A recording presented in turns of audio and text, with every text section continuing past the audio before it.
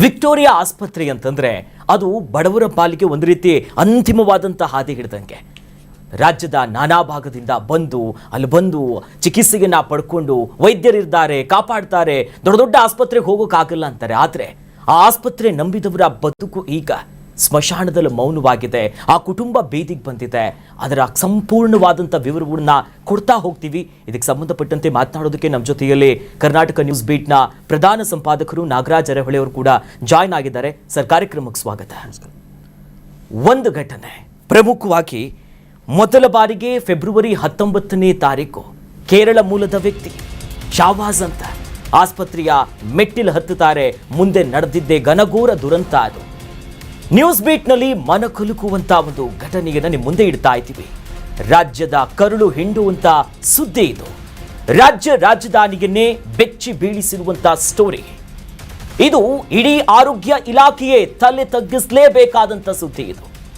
ಆರೋಗ್ಯ ಸಚಿವರಿಗೂ ಕೂಡ ಕರುಳು ಹಿಂಡುತ್ತೆ. ಈ ಸ್ಟೋರಿ ಅವ್ರು ನೋಡಬೇಕು. ವಿಕ್ಟೋರಿಯಾಗೆ ಹೋಗೋಕ್ಕೂ ಮುನ್ನ ಯೋಚಿಸಬೇಕಾದಂತ ಪರಿಸ್ಥಿತಿ ಬಂದಿದೆ. ಈ ಘಟನೆ ಎಲ್ಲರನ್ನ ಬೆಚ್ಚಿ ಬೀಳಿಸುತ್ತೆ. ಆಸ್ಪತ್ರೆಗಂತ ಹೋಗ್ತಾರೆ, ವೈದ್ಯರು ಇರ್ತಾರೆ, ಇವ್ರು ನಮಗೆ ಚಿಕಿತ್ಸೆ ಕೊಡ್ತಾರೆ, ನಾವು ಗುಣಮುಖರಾಗ್ತೀವಿ ಅಂತ ವಿಕ್ಟೋರಿಯಾ ಆಸ್ಪತ್ರೆಯ ಬಾಗಿಲು ತಡ್ತಾರೆ. ಆದರೆ ಮುಂದೆ ನಡೆದಿದ್ದು ಒಂದು ಘೋರ ದುರಂತ. ಸರಿ, ಈ ಸುದ್ದಿ ಇಡೀ ರಾಜ್ಯದ ಬಹುತೇಕ ಎಲ್ಲಾ ಮಾಧ್ಯಮಗಳಲ್ಲೂ ಕೂಡ ಏಪ್ರಿಲ್ 22ನೇ ತಾರೀಕು ಎಲ್ಲ ಕಡೆ ಚರ್ಚೆ ಆಗುತ್ತೆ. ಎಲ್ಲರೂ ಅಯ್ಯೋ ಅಯ್ಯೋ ಅಂತ ಹೇಳಿದ್ರು. ಮುಂದೆ ನಡೆದಂಥದ್ದು ಈ ಘಟನೆ ನೋಡುತ್ತೆ. ಸರ್, ನೀವು ಕೂಡ ಪತ್ರಿಕಾ ಹಾದಿಯಲ್ಲಿ ನೋಡಿರ್ತೀರ ಅದೆಷ್ಟೋ ಘಟನೆ, ನೋವು. ಈ ಘಟನೆ ನೋಡಿದಾಗ ಮೊದಲಿಗೆ ಏನನ್ನಿಸ್ತು ಸರ್? ಈ ಸಮಾಜ ಹಿಂಗೆ ಹೋಯ್ತಾ ಅಂತ? ಅಂದರೆ ಮನುಜ ಕುಲ ಯಾವ ಕಡೆ ಸಾಗ್ತಾ ಇದೆ, ಮನುಷ್ಯತ್ವ ಸಾಯಿಸಿ ಸತ್ತೋದ ಮೇಲೆ ಕೆಲವರನ್ನು ನಾವು ನೋಡ್ತೀವಲ್ಲ, ಅಂಥ ವೈದ್ಯರು ಅಲ್ಲಿ ಕೂತ್ಕೊಂಡ್ಬಿಟ್ರ ಅನ್ನುವಂಥದ್ದು ಬಂತು ಮೊದಲಿಗೆ. ತಲೆಯಲ್ಲಿ ಬಂದಿದ್ದೇನು ಅಂತಂದರೆ, ವಿಕ್ಟೋರಿಯಾ ಅಂದ್ರೆ ಅದೊಂದು ಡೇಂಜರಸ್ ಸ್ಪಾಟಪ್ಪ. ವಿಕ್ಟೋರಿಯಾ ಕರ್ಕೊಂಡು ಹೋದರೆ ವಾಪಸ್ ಮತ್ತೆ ನೀವು ಅಲ್ಲೇ ಪಕ್ಕದಲ್ಲೇ ಶವಗಾರ ಇದೆ, ಅಲ್ಲಿ ಮುಗಿಸ್ಕೊಂಡು ಈಚೆ ಬಂದುಬಿಡಿ ಅನ್ನೋ ಕಾನ್ಸೆಪ್ಟನ್ನು ಏನು ತಲೆಯಲ್ಲಿ ಇಟ್ಕೊಂಡಿದ್ದಾರೆ, ಅದಕ್ಕೆ ಸಾಕ್ಷೀಭೂತವಾದ ಒಂದು ಘಟನೆ ಇದು. ಹೌದು, ಬಡವರು ಸರ್ಕಾರಿ ಆಸ್ಪತ್ರೆ ನನ್ನ ಕುಟುಂಬಕ್ಕೋಸ್ಕರ ಇರುತ್ತೆ, ಅಲ್ಲಿ ಉಚಿತವಾದ ಸೌಲಭ್ಯ ಸಿಗುತ್ತೆ, ನಮ್ಮವರ ಆರೋಗ್ಯಕ್ಕೆ ಇವರು ದುಡಿತಾ ಇದ್ದಾರೆ ಅಂತ ಅಂದುಕೊಂಡು ಒಂದು ನಂಬಿಕೆ ಮೇಲ್ಗಡೆ ಹೋಗ್ತಾರೆ. ಹೌದು, ಸರ್ಕಾರಿ ಆಸ್ಪತ್ರೆ ವೈದ್ಯರು ಇವ್ರ ಮೇಲ್ಗಡೆ ಇಂಪ್ಲಿಮೆಂಟ್ ಮಾಡೋದಕ್ಕೆ ಹೋಗ್ತಾರೆ. ಈ ಫೆಬ್ರವರಿ 19ನೇ ತಾರೀಕು ಈ ಕೇರಳ ಮೂಲದ ವ್ಯಕ್ತಿ ಏನೋ ಝೊಮ್ಯಾಟೊನೋ ಸ್ವಿಗ್ಗಿನೋ ಆರ್ಡ್ರ್ ಮಾಡಿ ಡೆಲಿವರಿ ಬಾಯ್ ಆಗಿ ಕೆಲಸ ಮಾಡ್ತಾ ಇರ್ತಾರೆ. ಒಂದು ಕುಟುಂಬ, 4 ಜನ ಮಕ್ಕಳು, ಗಂಡ ಹೆಂಡತಿ 4 ಜನ ಮಕ್ಕಳು. ಶಾನವಾಜ್ ಅಂತನೋ ಏನೋ ಹೆಸರು, ಶರ್ಲಿನ್ ಅಂತ ಅವರ ಹೆಂಡತಿ, 4 ಜನ ಮಕ್ಕಳು. ಹೌದು, ಇದ್ದಕ್ಕಿದ್ದಂತೆ ಆತನಿಗೆ ಏನೋ ಒಂದು ಗುದದ್ವಾರದಲ್ಲಿ ಏನೋ ಸಮಸ್ಯೆ ಆಯಿತು ಅಂತ ಹೇಳಿ ಒಂದು ವಿಕ್ಟೋರಿಯಾ ಆಸ್ಪತ್ರೆಗೆ ಹೋಗ್ತಾರೆ ಫೆಬ್ರವರಿ 19ನೇ ತಾರೀಕಿಗೆ. ಅದಾದ ನಂತರದಲ್ಲಿ ಏನಾಗುತ್ತೆ, ಆ ವೈದ್ಯ ತಂಡ ಹೇಳುತ್ತೆ 22ನೇ ತಾರೀಕಿಗೆ ನಿಮಗೊಂದು ಆಪ್ರೇಷನ್ ಮಾಡಿಬಿಡೋಣ ಅಂತ ಹೇಳುತ್ತೆ. ಹೋಗಿದ್ದು ಒಂದು ಸಣ್ಣ ಕಾರಣಕ್ಕೆ, ಏನೇನೋ ಕಾರಣದಿಂದಾಗಿ ಅದು ಸ್ವಲ್ಪ ಬೇರೆ ರೀತಿಯ ಗಂಭೀರತೆ ತಗೊಳುತ್ತೋ ಏನೋ ಗೊತ್ತಿಲ್ಲ. 22ನೇ ತಾರೀಕಿಗೆ ಒಂದು ಆಪ್ರೇಷನ್ ಮಾಡೋಣ ಅಂತ ಹೇಳುತ್ತೆ. ಆದರೆ ಇವರ ದುರದೃಷ್ಟವಶಾತ್ ಅದೇ 22ನೇ ತಾರೀಕಿಗೆ ಇನ್ನೊಂದು ಯಾವುದೋ ಒಂದು ಆಪರೇಷನ್ ಥಿಯೇಟರ್ ಬುಕ್ ಮಾಡ್ಕೊಂಡಿರ್ತಾರೆ. ಹೌದು, ಈ ಬಡ ರೋಗಿಯನ್ನು ವಾರ್ಡ್ನಲ್ಲೇ ಇವರು ಆಪರೇಷನ್ ಮಾಡಿಸ್ಬಿಡ್ತಾರೆ. ಹೌದೌದು, ಎಸ್ ಸರ್. ಇದಕ್ಕೆ ಸಂಬಂಧಪಟ್ಟಂತೆ ಒಂದು ಅಪ್ಡೇಟ್ ಇದೆ, ಅದು ನೋಡ್ತಾ ಹೋಗೋಣ. ನಿಜಕ್ಕೂ ದಾರುಣವಾಗಿರುವಂಥ ಘಟನೆ ಇದು. ಅದ್ರ ಬಗ್ಗೆ ಗಮನಿಸ್ತಾ ಹೋಗೋಣ. ನೋಡಿ, ವೈದ್ಯೋ ನಾರಾಯಣೋ ಹರಿ ಅಂತ ನಾವು ನಂಬುತ್ತೀವಿ, ಆದರೆ ನಮ್ದವ್ರಿಗೀಗ ಮೋಸ ಆಗಿದೆ. ಭಗವಂತನಾಗಬೇಕಾಗಿದ್ದಂಥ ವೈದ್ಯರು ಜವರಾಯನಂತಾಗ್ಬಿಟ್ರ ಅಂತ. ವಿಕ್ಟೋರಿಯಾ ಆಸ್ಪತ್ರೆಗೆ ಹೋಗುವ ಮುನ್ನ ಈ ಸ್ಟೋರಿ ನೋಡ್ಕೊಂಡು ಹೋಗಬೇಕು. ಚಿಕ್ಕ ಗುಳ್ಳಿಯಂತ ಹೋದವನು ರಕ್ತಕಾರಿ ಹೆಣುವಾಗ್ಬಿಡ್ತಾರೆ. ವಿಕ್ಟೋರಿಯಾ ಆಸ್ಪತ್ರೆಯನ್ನ ನಂಬಿ ಹೋಗುವ ಮುನ್ನ ಭಯ ಬೀಳಿಸ್ಬೇಕು. ಆಸ್ಪತ್ರೆ ಹಾಗಿದೆ ಹೀಗಿದೆ ಅನ್ನುವಂತ ಬೆದರಿಸುವ ವಿಚಾರ ಅಲ್ಲ. ಆಸ್ಪತ್ರೆಯಲ್ಲಾಗಿರುವಂತ ನಿರ್ಲಕ್ಷ್ಯ, ಎಡವಟ್ಟು, ಡಾಕ್ಟರ್ ಏನ್ ಕರ್ತವ್ಯ ಮಾಡಬೇಕಿತ್ತು ಅದನ್ನ ಮರೆತಿರುವಂತ ನಿಟ್ಟಿನಲ್ಲೇ ಇವತ್ತು ಘನಘೋರವಾಗಿರುವಂತ ದುರಂತಕ್ಕೆ ಸಾಕ್ಷಿಯಾಗಿದೆ. ಈ ಘಟನೆಯಿಂದ ಅಪ್ಪನಿಲ್ಲದೆ ಮಕ್ಕಳು ಅಳುತ್ತಿದ್ದಾರೆ. ಪತಿ ಒಂದು ಕಡೆ ಪಾಪ ಕಂಗಾಲಾಗಿದ್ದಾರೆ. ಸಾವಿನ ಮನೆಯಾಯ್ತಾ ವಿಕ್ಟೋರಿಯಾ? ಡೇಂಜರಸ್ ಸ್ಪಾಟ್ ಅದು. ಸಾವಿಗೆ ಕಾರಣವೇ ಬೇರೆ, ಡೆತ್ ರಿಪೋರ್ಟ್ ಕೊಟ್ಟಿರೋದೇ ಬೇರೆ. ಇದು ಬೆಚ್ಚಿ ಬೀಳಿಸುತ್ತೆ ನಮ್ಮನ್ನ. ನಿಜಕ್ಕೂ ಆಘಾತಕಾರಿಯಾಗಿದೆ. ಈ ಸುದ್ದಿ ಏಪ್ರಿಲ್ 22ನೇ ತಾರೀಕು ರಾಜ್ಯದ ಎಲ್ಲಾ ಮಾಧ್ಯಮಗಳಲ್ಲೂ ಪ್ರಸಾರ ಆಗಿತ್ತು. ನಾವು ಕೇವಲ ಸುದ್ದಿ ಮಾಡಿ ಸುಮ್ಮನಾಗದೆ ಈ ಸುದ್ದಿಯ ಹಿಂದೆ ಹೋದ್ವಿ. ಸುದ್ದಿ ಬೆನ್ನಟ್ಟಿ ಹೋದ ನಮಗೆ ಕಂಡಿದ್ದು ವಿಕ್ಟೋರಿಯಾದಲ್ಲಾಗ್ತಿರೋ ಕರ್ಮಕಾಂಡ. ವಿಕ್ಟೋರಿಯಾ ನಂಬಿ ಹೋದ ಆ ಕುಟುಂಬ ಇವತ್ತು ಬೀದಿಗೆ ಬಿದ್ದಿದೆ. ಬೀದಿಗೆ ಬಿದ್ದ ಕುಟುಂಬಕ್ಕೆ ಕರ್ನಾಟಕ ನ್ಯೂಸ್ ಬೆಂಬಲವಾಗಿ ಇವತ್ತು ನಿಂತಿದೆ. ಗಂಡನನ್ನ ಕಳೆದುಕೊಂಡು ಸಂಕಷ್ಟದಲ್ಲಿದ್ದಂತ ಮಹಿಳೆಗೆ ಬೆಂಬಲವಾಗಿ ನಿಂತ್ಕೊಂಡ್ವಿ. ವಿಕ್ಟೋರಿಯಾದಿಂದ ಆ ಕುಟುಂಬಕ್ಕಾದ ಅನ್ಯಾಯ ಏನು, ಬೀದಿಗೆ ಬಂದಿದ್ದ ಕುಟುಂಬಕ್ಕೆ ಕರ್ನಾಟಕ ನ್ಯೂಸ್ ಬೀಟ್ ಯಾವ ರೀತಿಯಾಗಿ ಆಶ್ಚರ್ಯ ಆಯ್ತು ಅನ್ನೋದರ ವಿಕ್ಟೋರಿಯಾ ನಂಬಿದವರ ಕಣ್ಣೀರಿನ ಕಥೆಯನ್ನ ಎಳೆಯಾಗಿ ಹೇಳ್ತಾ ಹೋಗ್ತೀವಿ. ಆ ಘಟನೆ ಅವತ್ತು ಏನಾಯ್ತು, ಯಾಕೆ ಈ ರೀತಿಯಾಗಿ ಆಯ್ತು ಅನ್ನೋದ್ರ ಬಗ್ಗೆ ಡೀಟೇಲ್ಸ್ ಕೊಡ್ತೀವಿ. Newsbeat team brought them to us. It was really a surprise. And having lost the father and 2 children not able to go to school, so I only told them we'll do our best. So from then on, we wanted to see how we help the children and help the mother so that in future they can depend upon themselves and not always depending on us. And Kannada Newsbeat team also told us to help the mother to learn for auto and also requested us to give us electric auto. And we are very happy that you took so much of trouble to bring them and requesting for such a needy woman. So our team went immediately, saw the house, paid the fees to the children. Now the mother is learning the auto. She is almost finished learning. The auto is ready. It is only to hand over as soon as she gets the driving license. I really thank Karnataka Newsbeat team for taking this initiative. I really wonder what made them to come forward to take it up. Usually you put news and leave it. But you have gone beyond to see how this family can be rehabilitated. And I assure you, together with your team, Shishu Mandir will always hand hold. And we need your support. We need your support because I believe it is not just what we can do, but what you and we can together do for the good of this family. Thank you, sir. And let us ensure the children get education, the women get empowered so that she can earn and take care of their families while we can take care of the education of the 2 children. Karnataka news ಬೀಟಲ್ಲಿ ಒಂದು ನಾನು news ನೋಡಿದೆ. ಏನು ಹೆಣ್ಮಗಳಿಗೆ ಅನ್ಯಾಯ ಆಗಿತ್ತು, ಏನು ಹಾಸ್ಪಿಟ್ಲಲ್ಲಿ ಅನ್ಯಾಯ ಆಗಿತ್ತು. ಅದರಿಂದಾಗಿ ನನಗೂ ಕೂಡ ಭಾಳಷ್ಟು ಬೇಜಾರಾಗಿತ್ತು. ಅದೇ ಸಮಯದಲ್ಲಿ ನ್ಯೂಸ್ ಬೀಟ್ ಸಂಸ್ಥೆಯವರು ನನಗೆ ತಿಳಿಸ್ಕೊಟ್ಟಾಗ ತತ್ಕ್ಷಣ ನಾವು ಬಂದು ನನಗೊಂದು ಜಾಗ ಇದೆ ಬನ್ನಿ ಅಂತೇಳಿ ಕರ್ಕೊಂಡು ಬಂದು ಶಿಶು ಮಂದಿರ ಅನ್ನೋ ಒಂದು ಜಾಗದಲ್ಲಿ ಕರ್ಕೊಂಬಂದೆ. ಅಲ್ಲಿ ಆನಂದ್ ಸರ್ ಅವ್ರನ್ನ ಮೀಟ್ ಮಾಡಿ ಆ ಹೆಣ್ಮಗಳಿಗೆ ಯಾವ್ಯಾವ ರೀತಿ ಸಹಾಯ ಆಗಬೇಕು ಆ ರೀತಿ ಸಹಾಯಗಳನ್ನು ಮಾಡ್ಕೊಂಡು ಬಂದೆ. ಒಂದು 4 ಜನ ಮಕ್ಕಳು, ಆ ಮಕ್ಕಳ ಪರಿಸ್ಥಿತಿ ಮತ್ತು ಅವ್ರ ಮನೆ ಬಾಡಿಗೆ ಕಟ್ಟೋದಕ್ಕೆ, ಅವರು ಫೀಡಿಂಗ್ ಮಾಡೋದಕ್ಕೆ ಮತ್ತು ಹಾಲಿಗೆ ಭಾಳಷ್ಟು ಕಷ್ಟ ಇತ್ತು.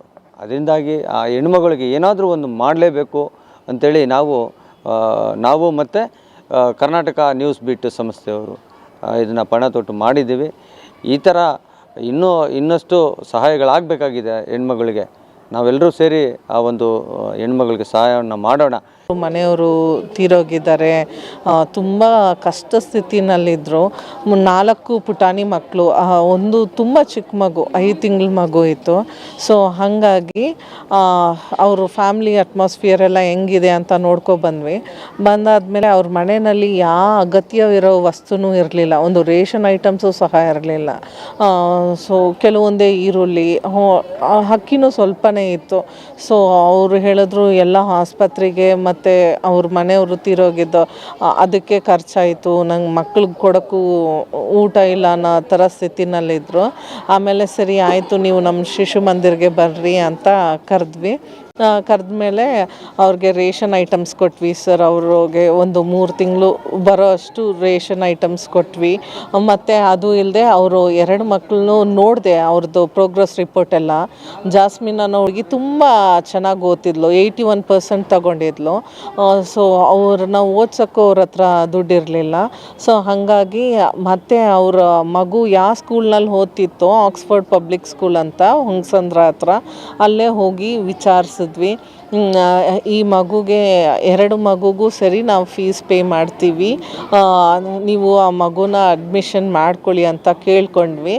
ಅದಾದಮೇಲೆ ಅವರು ಸರಿ ಅಂತ ಹೇಳಿದ್ರು. ಆಮೇಲೆ ಆ ಮಗು ಶಾಲೆಗೆ ಹೋಗ್ತಿತ್ತು. ನಾವು ಪೇಮೆಂಟು 2 ಮಗುಗೂ ನಾವು ನಮ್ಮ ಶಿಶು ಮಂದಿರ ಕಡೆಯಿಂದ ಪೇ ಮಾಡಾಯಿತು.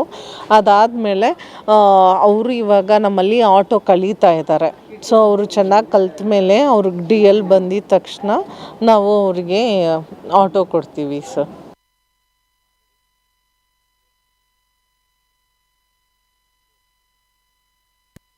ಇದ್ವಿ ಈ ಘಟನೆ ಏನು, ಆ ನೊಂದ ಕುಟುಂಬ ಅನ್ನುತ್ತಾ ಇದ್ದಿದ್ವಿ. ಮೃತ ಶಾವಸ್ ಅವರ ಪತ್ನಿ ನಮ್ಮ ಜೊತೆಲಿ ನಮ್ಮ ಸ್ಟುಡಿಯೋದಲ್ಲಿ ಕೂತ್ಕೊಂಡಿದ್ದಾರೆ. ಶರ್ಲಿ ಅವರು. ಮೇಡಮ್ ನಮಸ್ಕಾರ. ಮೇಡಮ್ ನಮಸ್ತೆ ಸರ್. ಅಮ್ಮ ಹೇಗಿದ್ದೀರಾ? ಪರವಾಗಿಲ್ಲ ಸರ್, ಏನೋ ಜೀವನ ಹೋಗ್ತಾ ಇದೆ, ಮಕ್ಕಳಿಗೆ ನೋಡ್ಕೋತಾ ಇದ್ದೀನಿ ಸರ್. ಡೈಲಿ ಅವ್ರು ತೀರಿದ್ರು ಕೂಡ ಅವ್ರಿಗೆ ನೆನೆಸ್ಕೊಂಡು ಒಂದಿನನೂ ಅಳದೇ ಇರೋ ದಿನವೇ ಇಲ್ಲ ಸರ್. ಅನ್ಯಾಯವಾಗಿ ಆ ಗೌರ್ಮೆಂಟ್ ಹಾಸ್ಪಿಟ್ಲ್ಗೆ ನಾವು ಸೇರಿಸಿ ಈ ಥರ ಜೀವನೇ ಅವ್ರಿಗೆ ಬಿಟ್ಬಿಟ್ವಿ. ನಾವು ಈ 4 ಚಿಕ್ಕ ಚಿಕ್ಕ ಮಕ್ಕಳನ್ನ ಇಟ್ಕೊಂಡು ಹೆಂಗೆ ಜೀವನ ಸಾಗಿಸ್ತೀನಿ ಗೊತ್ತಿಲ್ಲ ಸರ್. ಸರ್ ನಾವು ಅವ್ರು ಹೇಳ್ತಾ ಇದ್ರು ಸ್ಟುಡಿಯೋದಲ್ಲಿ ಅವ್ರ ಕೈಯಲ್ಲಿ ಮಗು ನೋಡ್ತಾನೆ ಒಂದ್ಸಲ ಅಂದ್ಬಿಡ್ತು. 4 ಮಗು, ಒಂದು ಮಗು 5 ತಿಂಗಳು ಮಗುನ ಹಿಡ್ಕೊಂಡು ಕೂತ್ಕೊಂಡಿದ್ದಾರೆ. ಈ ವ್ಯವಸ್ಥೆಗೆ ಏನು ಸರ್, ಹೆಂಗೆ ತಿದ್ದೋಕ್ಕಾಗುತ್ತೆ ಸರ್? ರೂಲ್ಸು ಕಾನೂನು ಇಷ್ಟೆಲ್ಲ ಇದ್ರೂ ಕೂಡ ಇಷ್ಟು ಎಡವಟ್ಟು ಮಾಡ್ತಾರೆ ಅಂತಂದ್ರೆ ಯಾರು ಭಯ ಇಲ್ವಾ? ಇದು ಹೀಗೇನಾ ಸರ್ ಈ ವ್ಯವಸ್ಥೆ ಅಂತ? ಒಂದು ಕಡೆ ಮನುಷ್ಯತ್ವ ಸತ್ತೋಗಿರೋ ಆಸ್ಪತ್ರೆ, ಇನ್ನೊಂದು ಕಡೆ ಮನುಷ್ಯತ್ವ ಇನ್ನೂ ಇದೆ ಅನ್ನುವಂಥ NGOಗಳು, ಆಮೇಲೆ ಆ ಆಟೋ ಚಾಲಕರ ಸಂಘದ ಅಧ್ಯಕ್ಷ ನಾಗೇಶು, ಆ ಶಿಶು ಮಂದಿರ NGO, ಇವ್ರ ಕಷ್ಟಕ್ಕೆ ಸ್ಪಂದಿಸ್ತೀನಿ ಅಂತ ಮುಂದೆ ಬಂತಲ್ಲ. ಈಗ ಏಪ್ರಿಲ್ 22ನೇ ತಾರೀಕಲ್ಲಿ ಮಾಧ್ಯಮಕ್ಕೂ ಒಂದು ಸುದ್ದಿಗಾಯ್ತು, ಅಲ್ಲಿಗೆ ಅದು ತಣ್ಣಗಾಯ್ತು, ಬರೀ ಸುದ್ದಿ ಆಯ್ತು. ಹೌದು ಸರ್, ಅದರಲ್ಲೇ ಎಲ್ಲ ಮುಗಿಸ್ಬಿಟ್ಟಿದ್ದಾರೆ. ತಿರ್ಗಾ ಏನು ವಿಚಾರಣೆ ಏನು ಅದ್ರ ಬಗ್ಗೆ ಯಾರು ಬಂದು ಒಂದು ಸುದ್ದಿ ಆಯ್ತು ಅಷ್ಟೇ, ಒಂದು ಸುದ್ದಿ ಆಯ್ತು. ನೀವು ಆಸ್ಪತ್ರೆಗೆ ಹೋಗಿದ್ದು ಯಾವಾಗ, ಯಾವ ಕಾರಣಕ್ಕೆ ಆಸ್ಪತ್ರೆಗೆ ಹೋದ್ರಿ? ನಾವು ಫೆಬ್ರವರಿ 19ನೇ ತಾರೀಕು ನಾವು ಹೋಗಿದ್ವಿ ಸರ್. ಅವ್ರಿಗೆ ಗುದದ್ವಾರದಲ್ಲಿ ಸ್ವಲ್ಪ ಚಿಕ್ಕದು ಗುಳ್ಳೆ ಥರ ಇತ್ತು. ಅಲ್ಲಿ ಹೋಗಿ ನೋವಿದೆ ಅಂತ ಅಲ್ಲಿ ತೋರ್ಸಕ್ಕೆ ಹೋಗಿದ್ವಿ. ಅಲ್ಲಿ ಒಬ್ಬರು ಶ್ರೀನಿವಾಸು ಅವ್ರ ಗ್ರೂಪ್ ತಂಡದವರು ಯಾರ್ಯಾರಂತ ಇದ್ದಾರೆ, 4 ಜನ ಡಾಕ್ಟ್ರ್ ಇದ್ದಾರೆ. ಪ್ರಜ್ವಲ್, ಶ್ರೀನಿವಾಸ್ ಡಾಕ್ಟ್ರು, ಭೂಮಿಕಾ ಡಾಕ್ಟ್ರು ಎಲ್ಲ ಇದ್ದಾರೆ. ಅವ್ರು ಏನು ಮಾಡಿದ್ರು, 1ನೇ ದಿನ ಆಪರೇಷನ್ ಮಾಡಿಬಿಟ್ಟು ವಾರ್ಡ್ಗೆ ನೆಕ್ಸ್ಟ್ ಡೇ ಶಿಫ್ಟ್ ಮಾಡ್ತಾರೆ. 1ನೇ ದಿನನೇ ಮಾಡಿಬಿಡ್ತಾರೆ. 1ನೇ ದಿನ ಆಪರೇಷನ್ 1ನೇ ದಿನ ಆಪರೇಷನ್ ಇದು ಥಿಯೇಟ್ರಲ್ಲಿ ಇದನ್ನ OT ರೂಮಲ್ಲಿ ಮಾಡಿಬಿಡ್ತಾರೆ. 2ನೇ ದಿನ ವಾರ್ಡ್ಗೆ ಶಿಫ್ಟ್ ಮಾಡ್ತೇವೆ. ಅವಾಗ ಏನು ಮಾಡ್ತಾರೆ, ವಾರ್ಡಲ್ಲಿ ಮಾಡೋದು ಸರ್ಜರಿ ರೂಮಲ್ಲಿ ಮಾಡೋ ಆಪರೇಷನನ್ನು ಮಲಗಿದ್ದ ಬೆಡ್ಡಲ್ಲಿ ವಾರ್ಡಲ್ಲಿ ನೈಟ್ 11:15 ಬಂದು ಮಾಡ್ತಾರೆ ಸರ್. ಆ ಫೋಟೋ ಕೂಡ ನಮ್ಮ ಹತ್ರ ಇದೆ ಸರ್. ಅದು ನಮ್ಮ ಅಪ್ಪ ಕೈಯಲ್ಲಿ. ಹ್ಞೂ ಸರ್, ನಾವು ಕೇಳ್ತೀವಿ ಸರ್. ಈ ತರ ಅನ್ಕಾನ್ಶಿಯಸ್ ಇಂಜೆಕ್ಷನ್ ಅವ್ರಿಗೆ ಹಾಕಲ್ಲ ಸರ್. ನೋವು ಏನು ಅನ್ಕಾನ್ಶಿಯಸ್ ಇಂಜೆಕ್ಷನ್ ಹಾಕದೆ ಹಂಗೆ ಆಪರೇಷನ್ ಮಾಡ್ತಾ ಇದ್ದಾರೆ ಒಬ್ರು ಡಾಕ್ಟರ್ ಶ್ರೀನಿವಾಸ್ ಅವ್ರು ಬಂದು ನಾವು ಕೇಳ್ತೀವಿ ಸರ್, ಈ ತರ ಅವ್ರು ನೋವಲ್ಲಿ ತುಡಿತಾ ಇದ್ದಾರೆ, ನೀವು ಈ ತರ ಎಲ್ಲ ಆಪರೇಷನ್ ಮಾಡ್ತಾ ಇದ್ದೀರಲ್ಲ ಸರ್, ಅವ್ರಿಗೆ ಏನಾದರೂ ಇಂಜೆಕ್ಷನ್ ಏನಾದರೂ ಹಾಕಿ ಅಂತ ಕೇಳಿದ್ರು ಕೂಡ ಅವ್ರು ಬಂದ್ಬಿಟ್ಟು ನಮಗೆ ಸರಿಯಾಗಿ ರೆಸ್ಪಾನ್ಸು ಮಾಡಲ್ಲ. ಅದು ಆರ್ಟಿಕಲ್ಸ್ ಯಾವುದೂ ಅವರು ತರಲ್ಲ, ಒಬ್ರು ನರ್ಸು ಸಪೋರ್ಟ್ ಇಲ್ಲ, ಯಾರು ಇಲ್ಲ. ನೈಟ್ 11:15 ಒಬ್ಬರೇ ಡಾಕ್ಟ್ರು ಬಂದ್ಬಿಟ್ಟು ಈ ಥರ ಆಪ್ರೇಷನ್ ಮಾಡ್ತಾ ಇದ್ದಾರೆ. ಅದರಲ್ಲಿ ಬ್ಲೇಡಲ್ಲಿ ಕುಯ್ದು ಬಿಡ್ತಾರೆ. ಅದರಲ್ಲಿ ಮಾಡ್ತಾ ಇರುವಾಗಲೇ 1 ಬಾಟ್ಲ್ ರಕ್ತ ಅಷ್ಟು ಹಂಗೆ ಹೋಗ್ಬಿಡುತ್ತೆ ಸರ್. ಅದರಲ್ಲಿ ಕಾಟನ್ ತರಕ್ಕೆ ನನಗೂ ಅಪ್ಪಗೂ ಹೋಗಿ ಅಲ್ಲಿ ಸಿಸ್ಟರ್ ಇದ್ದಾರ, ಹೋಗಿ ತಗೊಂಡು ಅಲ್ಲಿ ಯಾರಿದ್ದಾರೋ ಹೋಗಿ ನಮಗೆ ಹೇಳ್ತಾರೆ. ಒಂದೊಂದಕ್ಕೂ ನಾವು ಹೋಗಿ ನಾವು ತರ್ತಾ ಇದ್ವಿ. ಅಲ್ಲಿ ಸಿಸ್ಟರ್ಗೂ ನೋಡಿದ್ರೆ ಆ ಸಿಸ್ಟರ್ ಕೂಡ ಇರಲ್ಲ. ನಾವು ವಾರ್ಡ್ ಆ ವಾರ್ಡಲ್ಲಿ ಇದ್ದಾರಾ, ಈ ವಾರ್ಡಲ್ಲಿ ಇದ್ದಾರ, ಸಿಸ್ಟರ್ಗೂ ಹುಡುಕ್ಬೇಕು. ಆ ಸಿಸ್ಟರ್ ಕೂಡ ಸಿಗಲ್ಲ. ಅಲ್ಲಿ ಬೇರೆ ಸಿಸ್ಟರ್ ಇದೆ, ಇದು ನಮ್ಮ ಡಿಪಾರ್ಟ್ಮೆಂಟ್ ಇಲ್ಲ, ಬೇರೆ ಅವ್ರಿಗೆ ಕೇಳಿ ಅಂತ ಆ ಸಿಸ್ಟರ್ ಕೂಡ ಕೇರ್ಲೆಸ್ ಮಾಡ್ತಾರೆ ಅಲ್ಲಿ ಹಾಸ್ಪಿಟ್ಲಲ್ಲಿ. ಅಲ್ಲಿ ತಿರ್ಗಾ ನಾವು ಬೇರೆ ಸಿಸ್ಟರ್ ಅಂತ ತಗೊಂಡ್ ಬಂದು ಕಾಟನ್ ಏನು ಅವ್ರು ಕೇಳ್ತಾರೆ, ಟಿಂಚರ್ ಎಲ್ಲ ನಾವು ತಗೊಂಡ್ ಬಂದು ಒಂದೊಂದು ನಾವು ಕೊಡ್ತಾ ಇದೀವಿ. ಯಾವ್ದು ಆರ್ಟಿಕಲ್ಸ್ ರೆಡಿ ಇಲ್ಲದೆ ಅವರು ಏನು ಪ್ರಿಪೇರ್ ಇಲ್ಲದೆ ಈ ತರ ಬಂದು ಮಾಡ್ತಾ ಇದ್ದಾರೆ ಸರ್. ಅದ್ರ ಕುಯ್ದು ಬಿಟ್ಟು ಯೋಚನೆ ಮಾಡ್ತಾ ಇದ್ದಾರೆ. ಯೋಚನೆ ಮಾಡ್ಕೊಂಡು ಇನ್ನೊಬ್ರು ಡಾಕ್ಟರ್ಗೆ ಫೋನ್ ಮಾಡ್ತಾರೆ. ಅವರು ಬಂದ್ಬಿಟ್ಟು ಈ ಥರ ನಾನು ಕುಯ್ದ್ಬಿಟ್ಟಿದ್ದೀನಿ, ರಕ್ತ ಹೋಗ್ತಾ ಇದೆ, ನನಗೆ ಏನು ಮಾಡೋದು ಗೊತ್ತಿಲ್ಲ ಅಂತ ಯೋಚನೆ ಮಾಡಿಕೊಂಡು ಇನ್ನೊಬ್ರು ಡಾಕ್ಟರ್ ಬರ್ತಾರೆ. ಅವಾಗ ಅರ್ಧ ಗಂಟೆ ಬಿಟ್ಟು ಎಲ್ಲ ಕಾಟನ್ ಎಲ್ಲ ಫುಲ್ ವಾರ್ಡಲ್ಲೇ ಮಲಗಿದ್ದ ಬೆಡ್ಡಲ್ಲಿ ಅಕ್ಕಪಕ್ಕ ಜನ ಎಲ್ಲ ಇದ್ದ, ಪಕ್ಕದ ಬೆಡ್ ಅವರು ಒಬ್ರು ಅವ್ರು ನಮಗೆ ಸಪೋರ್ಟ್ ಈ ಥರ ಅವರು ಫೋನಲ್ಲಿ ಟಾರ್ಚ್ ಲೈಟ್ ಇದ್ದಾಗ ಜೊತೆಲಿ ಇದ್ರು. ನಮ್ಮ ಫೋನಲ್ಲಿ ಇದೆ ಸರ್, ನಮ್ಮ ಅಪ್ಪ ಮಾಡಿ ಫೋನ್ ಕೈಯಲ್ಲಿ ಟಾರ್ಚ್ ಲೈಟ್ ಕೊಟ್ಟು ಅದರಿಂದ ಮಾಡಿಸ್ತಾ ಇದ್ದಾರೆ ಸರ್. ಅರ್ಧದಲ್ಲೇ ಬಿಟ್ಬಿಟ್ಟು ಹಂಗೆ ಹೋಗ್ಬಿಟ್ರು. ಬರ್ತಾರೆ ಸಂಜೆ ಆಪರೇಷನ್ ಮಾಡ್ತೀವಿ, ಇಂಥ ಡಾಕ್ಟರ್ ನಿಮ್ಗೆ ಆಪರೇಷನ್ ಮಾಡ್ತಾರೆ ಅಂತ ನಾವು ಮಾಹಿತಿ ಹಾಕಿ ನಮ್ಗೆ ಏನು ಹೇಳಿಲ್ಲ ಸರ್. ಓಕೆ, ಆಪರೇಷನ್ ಮಾಡಬೇಕಾದ್ರೆ ನಿಮ್ಮ ಯಾರು ಪೇಷಂಟ್ ಇದ್ದಾರೆ ಮತ್ತು ಪೇಷಂಟ್ ಕಡೆಯವರಿಗೆ ಹೇಳಬೇಕು, ಇಂಥ ವೈದ್ಯರು ನಿಮ್ಗೆ ಆಪರೇಷನ್ ಮಾಡ್ತಾರೆ, ಈ ಸಮಯಕ್ಕೆ ಆಪರೇಷನ್ ಆಗುತ್ತೆ ಅಂತ ಹೇಳಬೇಕು. ಯಾರು ಏನು ಹೇಳಿಲ್ಲ ಸರ್. ಅವ್ರು ಸಡನ್ಲಿ ಬಂದ್ಬಿಟ್ಟು ಇವತ್ತು ನಿಮ್ಗೆ ಇದೆ ಅಂತ ಬಂದ್ಬಿಟ್ಟು ಅವಾಗ್ಲೇ ಬಂದ್ಬಿಟ್ಟು ಮಾಡ್ತಾ ಇದ್ದಾರೆ. ನಮ್ಗೆ ಒಂದು ಇನ್ಫಾರ್ಮ್ ಮಾಡಲ್ಲ, ಏನಿಲ್ಲ. ನೈಟ್ 11:00 ಅವಾಗ ಯಾರಾದ್ರೂ ಬಂದು ಮಾಡ್ತಾರ ಸರ್, ವಾರ್ಡಲ್ಲಿ ಮಾಡ್ತಾರ ಸರ್. ಯಾಕೆ ಸರ್ ಆ ಥರ ಮಾಡ್ತಾರೆ? ನಾವು ಏನ್ ಸರ್, ನಾವು ಪಾಪ ಮಾಡಿದ್ವಿ, ನಾವು ಬಡವರು. ನೆಕ್ಸ್ಟ್ ಏನಾಗುತ್ತಮ್ಮ? ಆಪರೇಷನ್ ಆಯ್ತು, ಮುಂದೆ ಏನ್ ಮಾಡ್ತಾರೆ? ಆಪರೇಷನ್ ಮಾಡ್ಬಿಟ್ಟು ಏನ್ ಹೇಳ್ತಾರೆ, ಈ ತರ ನಮ್ಗೆ ಬೆಳಗ್ಗೆ ರೌಂಡ್ಸ್ಗೆ ದೊಡ್ಡ ಡಾಕ್ಟರ್ ಬರ್ತಾರೆ, ಬಂದ್ರೆ ನಾವು ಇಲ್ಲಿ ಮಾಡಿದ್ವಿ ಅಂತ ನೀವು ಹೇಳ್ಬೇಡಿ, ಕೆಳಗಡೆ ಆಪರೇಷನ್ ಥಿಯೇಟರ್ ಅಲ್ಲಿ ಮಾಡಿದಂತ ಹೇಳಿ ಅಂತ ನಮ್ಗೆ ಸುಳ್ಳು ಹೇಳ್ಕೊಡ್ತಾರೆ. ನೀವು ಹಂಗೆ ಹೇಳ್ತೀರಿ? ಅದೇ ತರನೇ ನಾವು ಅವ್ರು ಹೇಳಿದ್ರು ಹೌದು, ಇಲ್ಲ ನಮ್ಮ ಪ್ರಾಣ ಅವ್ರ ಕೈಯಲ್ಲಿ ಕೊಟ್ಬಿಟ್ಟಿದೀವಿ. ಹೌದು ಸರ್, ಹೌದು. ಇಲ್ಲಾಂದ್ರೆ ಅವ್ರು ಏನಾದ್ರು ಅವ್ರು ಹೇಳ್ತಾರನೆ, ಅದೇ ನಮ್ಗೆ ಒಂದು ಭಯ. ನಾವು ಸರಿ ಅದೇ ತರನೇ ಬೆಳಿಗ್ಗೆ ದೊಡ್ಡ ಡಾಕ್ಟರ್ ಬಂದ್ರು, ಅದೇ ತರನೇ ನಾವು ಹೇಳಿದ್ವಿ. ಯಾರು ಅವರು ದೊಡ್ಡ ಡಾಕ್ಟರ್ ಹೆಸರು ಗೊತ್ತಾ? ಪ್ರಜಿತ್ ಅಂತ. ಅವ್ರಿಗೆ ಹೇಳಿದ್ರಿ? ಅವ್ರ ಹತ್ರನೇ ಸರ್ ಕೆಳಗಡೆ ಆಪರೇಷನ್ ರೂಮ್ ಅಲ್ಲೇ ಮಾಡಿದ್ರು ಸರ್ ಅಂತ ನಾವು ಅವ್ರು ಹೇಳ್ಕೊಟ್ಟಿದ ತರನೇ ಅವ್ರು ಹೇಳ್ಕೊಟ್ರು, ಅದೇ ತರನೇ ನಾವು ಬಡವರು ಹೇಳ್ಬಿಟ್ವಿ. ಆಯ್ತು. ಅವರು ತಿರ್ಗಾ ಬಂದ್ಬಿಟ್ಟು ಅವ್ರು ಏನ್ ಹೇಳ್ತಾರೆ, ಪ್ಲಾಸ್ಟಿಕ್ ಸರ್ಜರಿ ಡಿಪಾರ್ಟ್ಮೆಂಟ್ಗೆ ಕಳಿಸ್ಕೊಡ್ತಾರೆ. ಅಲ್ಲಿ ಪ್ಲಾಸ್ಟಿಕ್ ಸರ್ಜರಿ ಡಿಪಾರ್ಟ್ಮೆಂಟ್ಗೆ 1ನೇ ತಾರೀಕು ಕಳಿಸ್ತಾರೆ. ಅಲ್ಲಿಂದ ಅಲ್ಲಿಗೆ ಹೋದ್ರೆ ಅಲ್ಲಿ ಫಾತಿಮಾ ಅಂತ ಅದು ಬೇರೆ ಡಿಪಾರ್ಟ್ಮೆಂಟ್ ಇದೆ, ಅಲ್ಲೇ ಆಪೋಸಿಟ್ ಇರೋದು.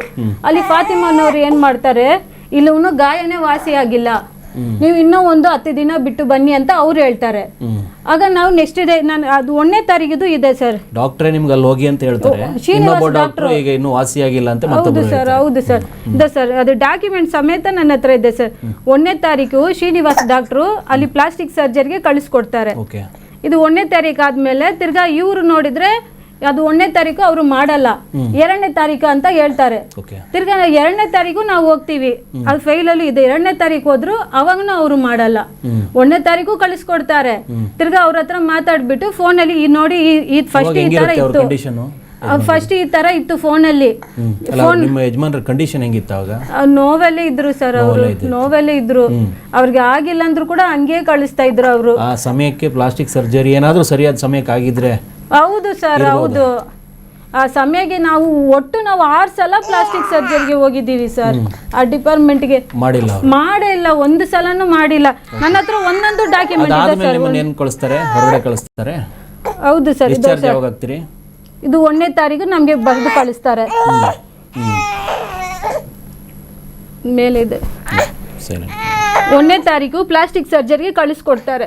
ಅಲ್ಲಿ 1ನೇ ತಾರೀಕು ಹೋದ್ರೆ ಅವ್ರು ಪ್ಲಾಸ್ಟಿಕ್ ಸರ್ಜರಿ ಫಾತಿಮಾ ಡಾಕ್ಟ್ರು ಅವತ್ತು ಮಾಡಲ್ಲ, ಇದು ಇನ್ನೂ ಗಾಯ ವಾಸಿ ಆಗಿಲ್ಲ ಅಂತ ಹೇಳ್ತಾರೆ. ತಿರ್ಗಾ ಏನ್ ಮಾಡ್ತೀವಿ, 2ನೇ ತಾರೀಕು ಹೋಗ್ತೀವಿ. ಇದು ಫೈಲ್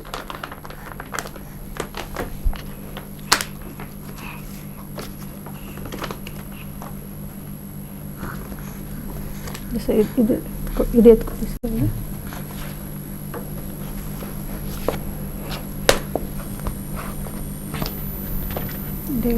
ಇದರಲ್ಲಿ OPD ಬುಕ್, OPD ಬುಕ್ಕಲ್ಲಿ ಎಲ್ಲ ಇದೆ ಸರ್. ನಮ್ಮ ಹತ್ರ ಡೀಟೇಲ್ಸ್ ಇದೆ, ಎಲ್ಲಾನು ಇದೆ ಸರ್. 1ನೇ ತಾರೀಕು ಮಾಡಲ್ಲ, 2ನೇ ತಾರೀಕು ಮಾಡಲ್ಲ, 3ನೇ ತಾರೀಕು ಹೋದ್ರೆ ಆ ದಿನ ಕೂಡ ನಮ್ಗೆ ಮಾಡದೆ ಹಂಗೆ ನಮ್ಗೆ ನೆಗ್ಲೆಕ್ಟ್ ಮಾಡಿ ನಮ್ಗೆ ಕಳಿಸ್ಕೊಡ್ತಾರೆ. ಡಿಸ್ಚಾರ್ಜ್ ಯಾವಾಗ ಆಗುತ್ತೆ? ಇದು ಡಿಸ್ಚಾರ್ಜ್ ಬಂದ್ಬಿಟ್ಟು 3ನೇ ತಾರೀಕು ಮಾಡ್ತಾರೆ. 3ನೇ ತಾರೀಕು ಡಿಸ್ಚಾರ್ಜ್ ಮಾಡ್ತಾರೆ.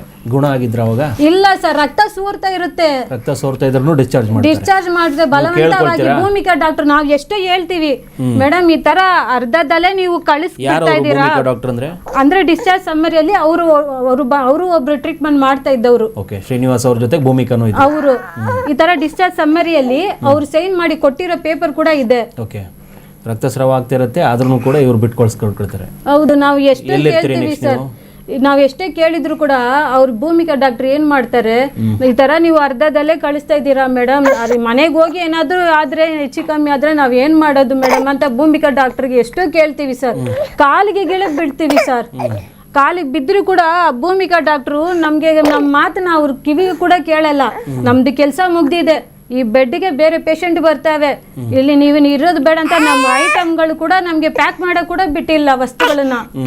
ಅಷ್ಟು ಇದಾಗಿ ನಮಗೆ ಫೋರ್ಸ್ ಮಾಡಿ ಹೋಗಿ ಹೋಗಿ ಅಂತ ತಿರ್ಗಾ ನಾವು ಎಲ್ಲ ಎತ್ತಿಕ್ತಾ ಇದ್ವಿ. ಹೊರಗೆ ಹೋಗ್ಬಿಟ್ಟು ತಿರ್ಗಾ ಬಂದ್ಬಿಟ್ಟು ಇನ್ನೂ ಹೋಗಿಲ್ವಾ ನೀವು ಅಂತ ಕೇಳ್ತಾ ಇದ್ದಾರೆ. ಅಷ್ಟು ಅವಸರವಾಗಿ ಇವ್ರಿಗೆ ಹಾಕಿದ್ದ ಪೈಪು ಎಲ್ಲಾನು ಕಿತ್ತೆ ಹಾಕ್ಬಿಟ್ಟಿದ್ದಾರೆ. ಹೋಗಿ ಅಂತ ನಮ್ಗೆ ನಾವು ಡಿಸ್ಚಾರ್ಜ್ ಆಗೋ ಟೈಮಲ್ಲಿ ಕೂಡ ಅವರು ನಮ್ಗೆ ಅದು ಏನೇನು ಕೊಡ್ತಾರೆ, ಡಿಸ್ಚಾರ್ಜ್ಗೆ ಏನೇನು ಟ್ಯಾಬ್ಲೆಟ್ ಮೆಡಿಸಿನ್ ಏನೇನು ತಗೋಬೇಕು ಅದು ಯಾವುದು ಕೂಡ ನಮ್ಗೆ ಕರೆಕ್ಟ್ ಆಗಿ ಹೇಳಲ್ಲ ಸರ್ ಅವರು. ಅದು ನಾವು ವಾರ್ಡ್ ಆಗಿ ಕೇಳ್ತಾ ಇರ್ತೀವಿ, ಶ್ರೀನಿವಾಸ್ ಡಾಕ್ಟರ್ ಎಲ್ಲಿದ್ದಾರೆ, ಭೂಮಿಕಾ ಡಾಕ್ಟರ್ ಎಲ್ಲಿದ್ದಾರೆ ಅಂತ ಫುಲ್ಲ ನಾವು ಹುಡುಕ್ತಾ ಇರ್ತೀವಿ. ವಾರ್ಡಲ್ಲಿ ನೋಡಿದ್ರೆ ನಾನು ಅಪ್ಪ ಇಬ್ರು. ಹೌದು ಸರ್, 4 ಮಕ್ಕಳು ಜೊತೆಗೆ ಸರ್. ಅಪ್ಪಗೆ ಅಲ್ಲಿ ಮಕ್ಕಳನ್ನ ಅಲ್ಲಿ ನೋಡಕ್ಕೆ ಒಂದ್ ಕಡೆ ಬಿಟ್ಬಿಟ್ಟು 20ನೇ ತಾರೀಕು ನೀವು ಸೇರ್ಕೊಳ್ಳೋದು, ಮಾರ್ಚ್ 3ನೇ ತಾರೀಕುವರೆಗೂ ನೀವು ಅಲ್ಲೇ ಹಾಸ್ಪಿಟ್ಲಲ್ಲೇ ಇರ್ತೀವಿ. ಅಲ್ಲಿ ಹಾಸ್ಪಿಟಲ್ ಇದ್ದಾಗಲೇ ಪ್ಲಾಸ್ಟಿಕ್ ಸರ್ಜರಿಗೆ 4 ಸಲ ಹೋಗಿ ಬರ್ತೀವಿ. ಇವ್ರು ಈ ಕಡೆಯಿಂದ ಕಳಿಸ್ತಾ ಇದ್ದಾರೆ, ಈ ಪ್ಲಾಸ್ಟಿಕ್ ಸರ್ಜರಿಗೆ ಹೋಗು ಅಂತಾರೆ. ಅಲ್ಲಿ ಆ ಕಡೆ ನೋಡಿದ್ರೆ ಅವರು ಪ್ಲಾಸ್ಟಿಕ್ ಸರ್ಜರಿ ಗಾಯವಾಸಿ ಆಗಿಲ್ಲ ಅಂತಾರೆ. 2 ಕಡೆನೂ ಆಗಲ್ಲ, 2 ಕಡೆ ಬಡವ್ರದ್ದು ಪ್ರಾಣನೇ ಸೆಂಟ್ರಲ್ಲಿ. ಡಿಸ್ಚಾರ್ಜ್ ಆದ್ಮೇಲೆ ಏನಾಗುತ್ತೆ? ಆಮೇಲೆ ಅಲ್ಲಿ ಡಿಸ್ಚಾರ್ಜ್ ಮಾಡಿಬಿಡ್ತಾರೆ ಬಲವಂತವಾಗಿ. ಅದು ಏನು ಇನ್ಸ್ಟ್ರಕ್ಷನ್ ಅದು ಏನು ಅವ್ರು ಹೇಳಲ್ಲ. ಯಾರೋ ಡಾಕ್ಟ್ರು ಶ್ರೀನಿವಾಸ್ ಡಾಕ್ಟ್ರು ಹೇಳೋದೇ ಇಲ್ಲ. ಕೊನೆಗೆ ಯಾರೋ ಬೇರೆ ಕಡೆ ಡಾಕ್ಟ್ರು ಅವ್ರ ಹತ್ರ ಹೋಗಿ OPD ಅಲ್ಲಿ ಹೋಗಿ ಈ ತರ ಎಲ್ಲ ಡಿಸ್ಚಾರ್ಜ್ ಇದೆ, ಟ್ಯಾಬ್ಲೆಟ್ ಎಲ್ಲ ಹೆಂಗೆ ತಗೋಬೇಕಂತ ಅವ್ರ ಹತ್ರ ಕೇಳ್ಕೊಂಡು ನಾವು ಹೋಗ್ತೀವಿ ಸರ್. ಅಲ್ಲಿ ನಾವು ಅಲ್ಲಿಗೆ ಆದ್ಮೇಲೆ ಅವ್ರೆಲ್ಲ ಹತ್ರ ಅಲ್ಲಿ ಆದ್ಮೇಲೆ ನಾವು 3 ದಿನ ವಿಶ್ರಾಂತಿ ಆಶ್ರಮ ಹೋಗ್ತೀವಿ. ಅಲ್ಲಿ ಹಾಸ್ಪಿಟಲ್ ಮುಂದೆನೆ ಆಪೋಸಿಟ್ ಇದೆ. ಅದು ಏಂತಿಗೆ ಹೋಗ್ತೀವಿ ಅಂದ್ರೆ ಅವ್ರಿಗೆ ನಡೆಯಕ್ ಆಗಲ್ಲ, ರಕ್ತ ಸೋರ್ತಾ ಇದೆ, ಅದ್ರಲ್ಲಿ ಇವರು ಬಲವಂತವಾಗಿ ಡಿಸ್ಚಾರ್ಜ್ ಮಾಡ್ತಾ ಇದ್ದಾರೆ. ನಮ್ಗೆ ಕೈಯಲ್ಲಿ ದುಡ್ಡು ವಸತಿನೂ ಇಲ್ಲ, ನಾವು ಬಡವರು ಆಂಬುಲೆನ್ಸ್ ಅಲ್ಲಿ ಕರ್ಕೊಂಡು ಹೋಗ್ಬೇಕಾದ್ರೆ ದುಡ್ಡು ಕೇಳ್ತಾ ಇದ್ದಾರೆ, ದುಡ್ಡು ವಸತಿ ಇಲ್ಲ ನಮ್ ಕೈಯಲ್ಲಿ. ಅದಕ್ಕೋಸ್ಕರ ಅಲ್ಲಿ ವಿಶ್ರಾಂತಿ ಆಶ್ರಮದಲ್ಲಿ 3 ದಿನ ಇರ್ತೀವಿ. ಅಲ್ಲಿ 3 ದಿನ ಇತ್ತು. 3ನೇ ತಾರೀಕು ಡಿಸ್ಚಾರ್ಜ್ ಮಾಡಿದ್ರೆ 3, 4, 5. ಹೌದಮ್ಮ, ನಿಜಕ್ಕೂ ಅರ್ಥ ಆಗುತ್ತೆ. ಇದೇ ವಿಚಾರಕ್ಕೆ ಸಂಬಂಧಪಟ್ಟಂತೆಯೇ ಡಾಕ್ಟರ್ BL ಸುಜಾತ ರಾಥೋಡ್, ನಿರ್ದೇಶಕರು ವೈದ್ಯಕೀಯ ಶಿಕ್ಷಣ ನಿರ್ದೇಶಾಲಯ, ಅವರು ಮಾತನಾಡಿದ್ದಾರೆ. ಅವ್ರು ಏನು ಹೇಳಿದ್ರು ಅದನ್ನ ನೋಡ್ಬರೋಣ. ಗಮನಕ್ಕೆ ಬಂದಂಗೆ ಗೌರ್ಮೆಂಟಿಂದ ಇದು ಡೆತ್ ರಿಪೋರ್ಟ್ ಆದಮೇಲೆ ಗೌರ್ಮೆಂಟಿಂದ ಇದ್ರ ಬಗ್ಗೆ ಎನ್ಕ್ವೈರಿ ಮಾಡಿ ರಿಪೋರ್ಟ್ ಕೊಡಿ ಅಂತ ಬಂದಿತ್ತು. ಆವಾಗ doctor Deepak was a medical superintendent with doctor Kavya as the director of Bangalore medical college. They had put up a team, ಯಾರು general surgery HOD, medicine HOD ಮತ್ತು plastic surgery HOD, because all the 3 departments were involve and they was I think complaint of negligence and death. So ಇದ್ರ ಬಗ್ಗೆ ಅವ್ರು enquiry ಮಾಡಿಬಿಟ್ಟು detail ಆಗಿ ಗೌರ್ಮೆಂಟಿಗೆ report ಕಳಿಸಿದ್ದಾಯಿತು. ಇದಷ್ಟು ನನ್ನ ಗಮನಲ್ಲಿ ಇತ್ತು. Report has been sent to government. Report clearly said that because he was a diabetic and at a young age had lot of other complications. He died because of medical complications, ಅಂದರೆ systemic condition ಅವ್ರದ್ದು ತೊಂದರೆ ಇದ್ದಿದ್ದರಿಂದ ಆಗಿದೆ ಅನ್ನೋ ರಿಪೋರ್ಟಲ್ಲಿ ಇದ್ದಿದ್ದು ನನ್ನ ಗಮನಕ್ಕಿತ್ತು. ಗೌರ್ಮೆಂಟಿಗೆ ಅದು ಕಳಿಸಿದ್ದೀವಿ. ಅದಾದಮೇಲಿಂದ ಗೌರ್ಮೆಂಟಿಂದ ಅಂದರೆ ಇದು ಇಂಟರ್ನಲ್ ಕಮಿಟಿ ರಿಪೋರ್ಟು. ಎಕ್ಸ್ಟರ್ನಲ್ ಕಮಿಟಿಗೆ ನಾವು ಇನ್ನೂ ಯಾವುದು ಎನ್ಕ್ವೈರಿಗೆ ಹಾಕಿದ್ದಂಗೆ ಇಲ್ಲ. ಬಟ್ ಮುಂದುವರೆದು ಈಗ I think from the patients side only FIR ಮಾಡಿರೋದ್ರಿಂದ ದ ವಾಣಿವಿಲಾಸ್ ಪೊಲೀಸ್ ಸ್ಟೇಷನ್ ಅಲ್ಲಿಂದನೂ they have asked for the case sheet details. Medical superintendent just told that ಅದು ಡೀಟೇಲ್ಸ್ ಎಲ್ಲ ತೊಗೊಂಡಿದ್ದಾರೆ ಅನ್ನೋ ನಮ್ಮ ಗಮನಕ್ಕೆ ಬಂದಿದೆ. If there is a thing that we have to do more enquiry, it will be done. ಅಲ್ಲ, preliminary ರಿಪೋರ್ಟಲ್ಲಿ ಪೇಷಂಟಿನ ತೊಂದರೆಗಳಿಂದನೇ ಅಂದರೆ health reason ಅಂದರೆ ಮೆಡಿಕಲ್ ಕೋಮಾರ್ಬಿಡಿಟ್ ಕಂಡೀಷನ್ಸಿಂದನೇ ಅವ್ರದ್ದು ತೊಂದರೆ ಆಗಿದೆ ಅನ್ನೋ ರಿಪೋರ್ಟ್ ಇದ್ದಿದ್ದನ್ನೇ ಗೌರ್ಮೆಂಟಿಗೆ ಕಳಿಸಿದ್ದೀವಿ.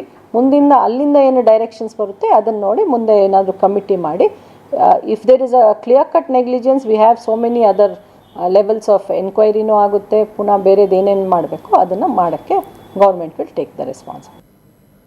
ಒಂದು ಜೀವ ಹೋಗಿದೆ, ಆ ಕುಟುಂಬ ಅಳ್ತಾ ಇದೆ ಸರ್. ಎಷ್ಟು ದಿನದವರೆಗೂ ಎನ್ಕ್ವೈರಿ ರೂಲ್ಸ್ ಅಂತಾನೆ ಕಾಲ ಕಳೀತಾರಂತೆ. ಇವರಿಗೆ ಏನಾಗಿದೆ, ಯಾರಾದರೂ ಬಂದು ಹೇಳೋವರೆಗೂ ಇವರಲ್ಲಿ ರಾಕ್ಷಸರಿದ್ದಾರೆ ಅನ್ನೋದು ಗೊತ್ತಾಗೋದಿಲ್ಲ. ಇಲ್ಲ ಇವ್ರ ಮನೆಯವ್ರಿಗೆ ಏನಾದರೂ ಆಗಬೇಕು. ಈ ಖಾಸಗಿ ಆಸ್ಪತ್ರೆ ಇದೆ, ಅಲ್ಲಿ ಹೋಗ್ತಾರೆ. ಬಡವರಿಗೋಸ್ಕರ ಇರೋ ಆಸ್ಪತ್ರೆ ಒಳಗಡೆ ಇಂಥ ನರರಾಕ್ಷಸರನ್ನು ಕೂರಿಸ್ಕೊಂಡು ಯಾವ ಮನುಷ್ಯತ್ವನೂ ಇಲ್ಲದೆ, ಬಡವರು ಬಂದರೆ ಅವ್ರನ್ನ ಕಿತ್ಕೊಂಡು ತಿನ್ನೋದು, ಅಥವಾ ಅವ್ರ ಹತ್ರ ಇಲ್ಲ ಅಂದರೆ ಹಂಗೆ ವಾಪಸ್ ಕಳಿಸೋದು. ರಕ್ತಸ್ರಾವ ಆಗ್ತಾ ಇದ್ರೂ ಡಿಸ್ಚಾರ್ಜ್ ಮಾಡಿ ಕಳಿಸ್ತಾರೆ ಅಂತಂದರೆ ಇಂಥ ಯಮರೂಪಿ ಆಸ್ಪತ್ರೆಯ ಒಳಗಡೆ ಬಡವರು ಹೋಗೋದಕ್ಕೆ ಎಷ್ಟು ಭಯ ಪಡಬೇಕು ಅನ್ನೋಂಥದ್ದು ಗೊತ್ತಾಗುತ್ತೆ. ವಿಕ್ಟೋರಿಯಾ ಅಂತಂದರೆ ನಾವು ಡೇಂಜರಸ್ ಸ್ಪಾಟ್ ಅಂತ ನಾವು ಬರೆದಿದ್ದೀವಿ, ಅಕ್ಷರಶಃ ಡೇಂಜರಸ್ ಸ್ಪಾಟೇ ಅದು. ಯಾಕಂದರೆ ಅವರು ತಾಯಿ ಹೇಳ್ತಾ ಇದ್ದಾರೆ, ಆ ಡಿಸ್ಚಾರ್ಜ್ ಆಗೋ ಸಂದರ್ಭದಲ್ಲಿ ಅವರು ನೋಡಿರ್ತಾರಲ್ಲ ಇವರು, ಆ ಸಂದರ್ಭದ ಘಟನೆಯನ್ನು ನೆನೆಸ್ಕೊಂಡೇ ಹೇಳ್ತಾ ಇರೋದು. ಯಾಕಂದರೆ ಅವರೊಬ್ಬರೇ ಅಲ್ಲಿದ್ದು, ಅವ್ರ ತಂದೆ ಜೊತೆಗಿದ್ರು ಅಂತ ಹೇಳ್ತಾರೆ, ಆಸರೆಯಾಗಿದ್ದರು ಅಷ್ಟೇ. ಆದರೆ ಹೆಂಡ್ತಿಗೆ ಮಾತ್ರ ಗೊತ್ತಾಗುತ್ತೆ ಅಲ್ಲಿ ಎದುರುಗಡೆ ನನ್ನ ಗಂಡ ಏನು ಆಗ್ತಾ ಇದ್ದಾರೆ, ಏನು ಅನುಭವಿಸ್ತಾ ಇದ್ದಾರೆ, ಯಾಕೆ ನಾನು ಬೇಡ್ಕೊಂಡ್ರೂ ಇವರು ಡಿಸ್ಚಾರ್ಜ್ ಮಾಡ್ತಾ ಇದ್ದಾರೆ ಅನ್ನೋ ಕಾರಣ ಗೊತ್ತಿಲ್ಲ ಅವರಿಗೆ. ಇವರು ಮಿತಿಮೀರಿ ಅವರು ಏನು ಅನಾಚಾರಗಳನ್ನ ಅಥವಾ ಏನು ಮಾಡಿಟ್ಟಿದ್ದಾರೆ, ಅಚಾತುರ್ಯ ಮಾಡಿಕೊಂಡಾದ ಮೇಲುಗಡೆ ಪೇಷಂಟ್ ಸ್ಥಿತಿ ಗಂಭೀರ ಸ್ಥಿತಿಗೆ ತಲುಪದ ನಂತರದಲ್ಲಿ ಅವರ ಕೈಯಲ್ಲಿ ಇಲ್ಲದೇ ಇರೋ ಸಂದರ್ಭಕ್ಕೆ ಅವರು ಬೇಕು ಅಂತಲೇ ಬಿಟ್ಟು ಕಳಿಸಿದ್ದಾರೆ. ಇಲ್ಲದೇ ಇದ್ದರೆ ಇದು ಆಸ್ಪತ್ರೆಯಲ್ಲೇ ಡೆತ್ ಆಗುವಂಥ ಕೇಸ್ ಆಗ್ತಿತ್ತು.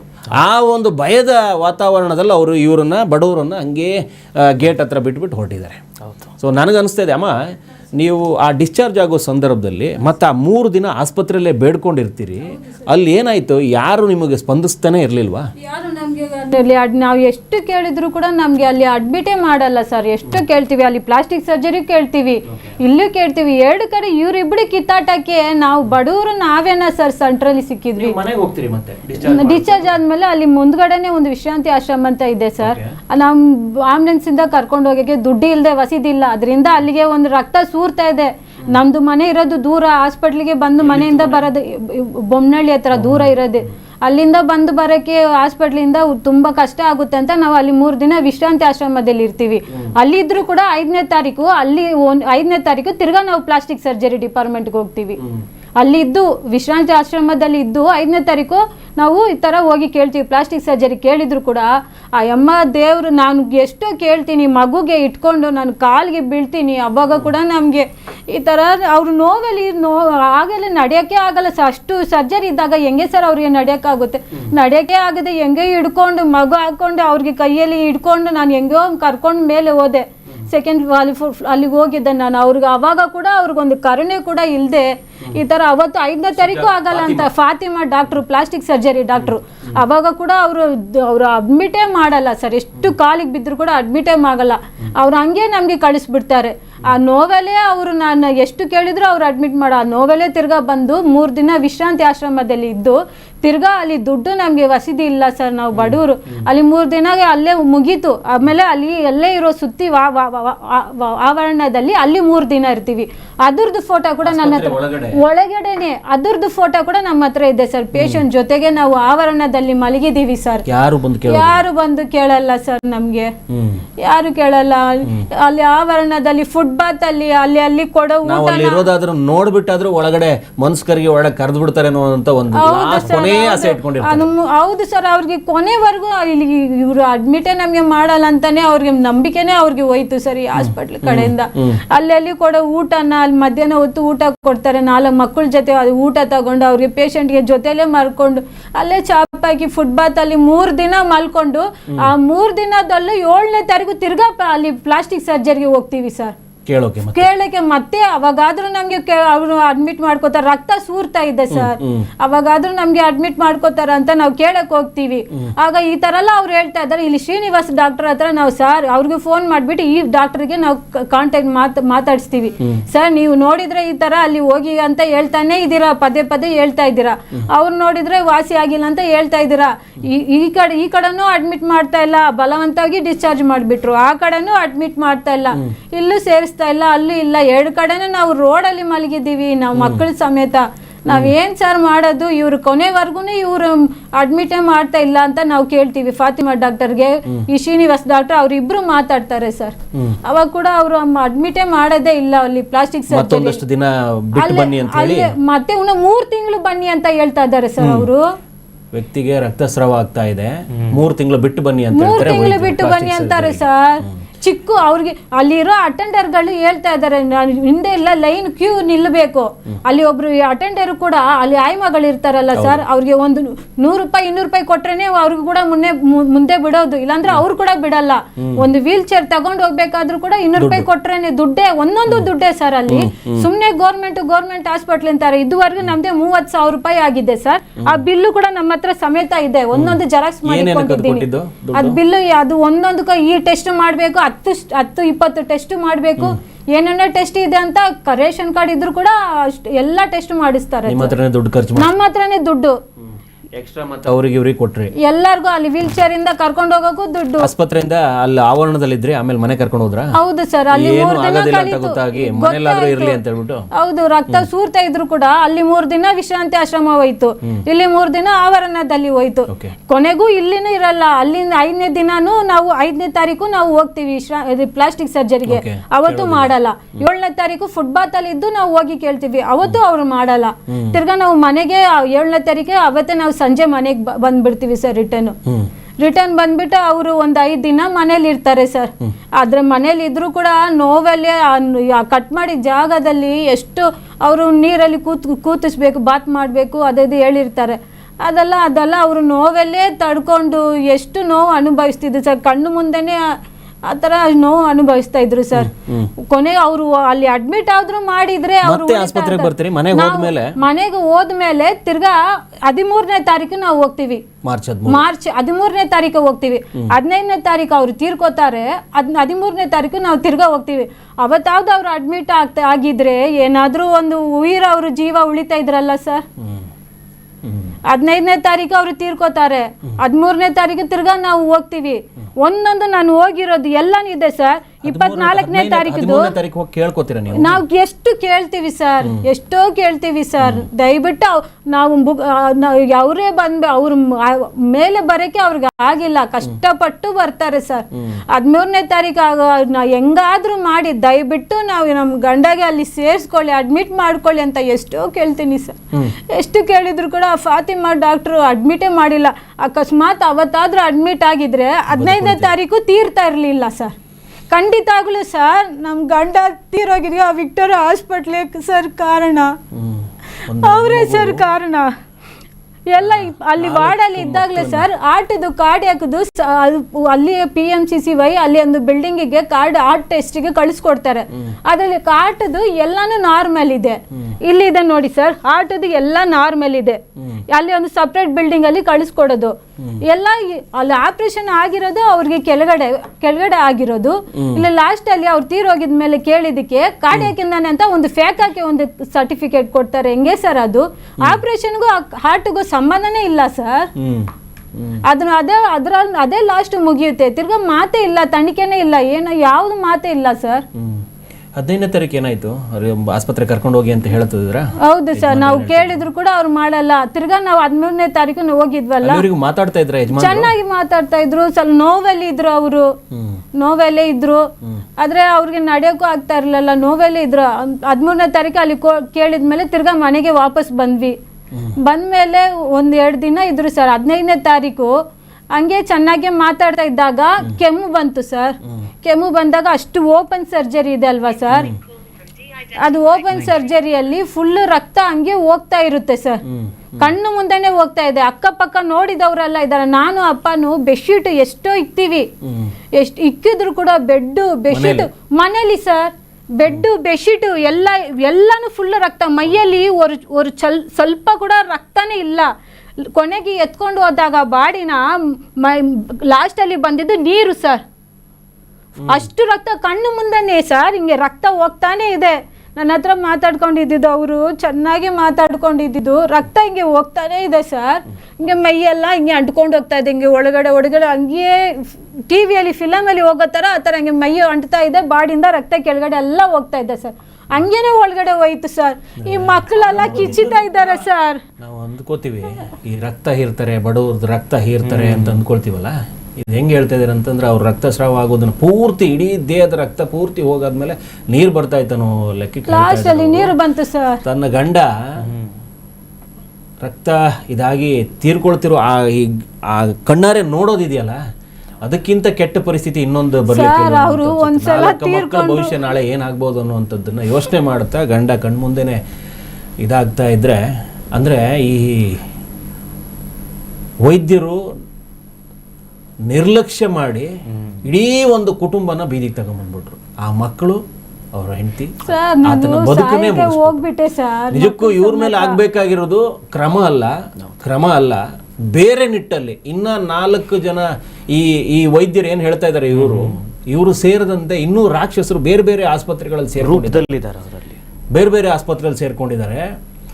ಈ ಬಡವರು ಅಂದರೆ ಅಥವಾ ರೋಗಿಗಳಂದ್ರೆ ನಿರ್ಲಕ್ಷ್ಯ ಮಾಡುವಂಥ ವೈದ್ಯರು ತಮ್ಮ ಬೇರೆ ಬೇರೆ ಕಲಿಯೋಕ್ಕೋಸ್ಕರ ಇನ್ನೊಬ್ಬರ ಜೀವನ ಪಣಕ್ಕಿಡ್ತಾರೆ, ಜೀವನ ಪಣಕ್ಕಿಡ್ತಾರೆ ಅಂತಂದ್ರೆ ಅಂಥವ್ರಿಗೆ ಯಾವ ಕಾರಣಕ್ಕೂ ಕ್ಷಮೆ ಅನ್ನೋದೇ ಇರಬಾರ್ದು. ಸುಜಾತಾ ರಾಥೋಡ್ MD ಹೇಳ್ತಾ ಇದ್ರು, ನಾವು ಕಾನೂನು ಅಡಿಯಲ್ಲಿ ಏನು ಮಾಡಬೇಕು ಮಾಡ್ತೀವಿ, ವಾಣಿ ವಿಲಾಸ್ ಪೊಲೀಸ್ ಠಾಣೆಯಿಂದ ಕೇಳ್ತಾರೆ ಮಾಡ್ತಾರೆ, ಅಷ್ಟು ಸಮಯ ಇಲ್ಲ.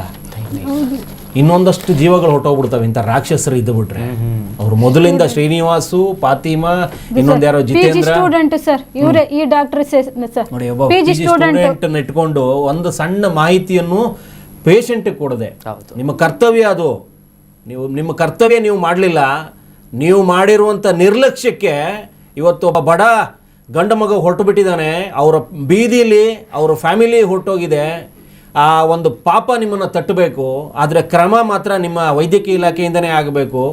ಈ ನಿಟ್ಟಲ್ಲಿ ಯೋಚನೆ ಮಾಡಿದ್ರೆ ಇವತ್ತು ಆ ಏಪ್ರಿಲ್ 22ನೇ ತಾರೀಕು ಸುಮ್ಮನೆ ಒಂದು ಮಾಧ್ಯಮದಲ್ಲಿ ಬಂದು ಹೋಯ್ತು ಸುದ್ದಿ ಅಷ್ಟೇ. ಬಡ ರೋಗಿ ಏನೋ ಶಸ್ತ್ರಚಿಕಿತ್ಸೆ ಸರಿಯಾಗದೆ ಆಸ್ಪತ್ರೆ ಮುಂದೆನೆ ನರಳಿ ಸತ್ರಂತೆ ಅನ್ನುವಂಥ ಸುದ್ದಿ ಸುಮ್ಮನೆ ಬಂದು ಹೋಯ್ತು. ಅದಾದ ನಂತರದಲ್ಲಿ ಅವ್ರ ಫ್ಯಾಮಿಲಿ ನೋಡೋರೇ ಇಲ್ಲ. ಒಂದು ಫ್ಯಾಮಿಲಿ 4 ಹೆಣ್ಣು ಮಗಳನ್ನ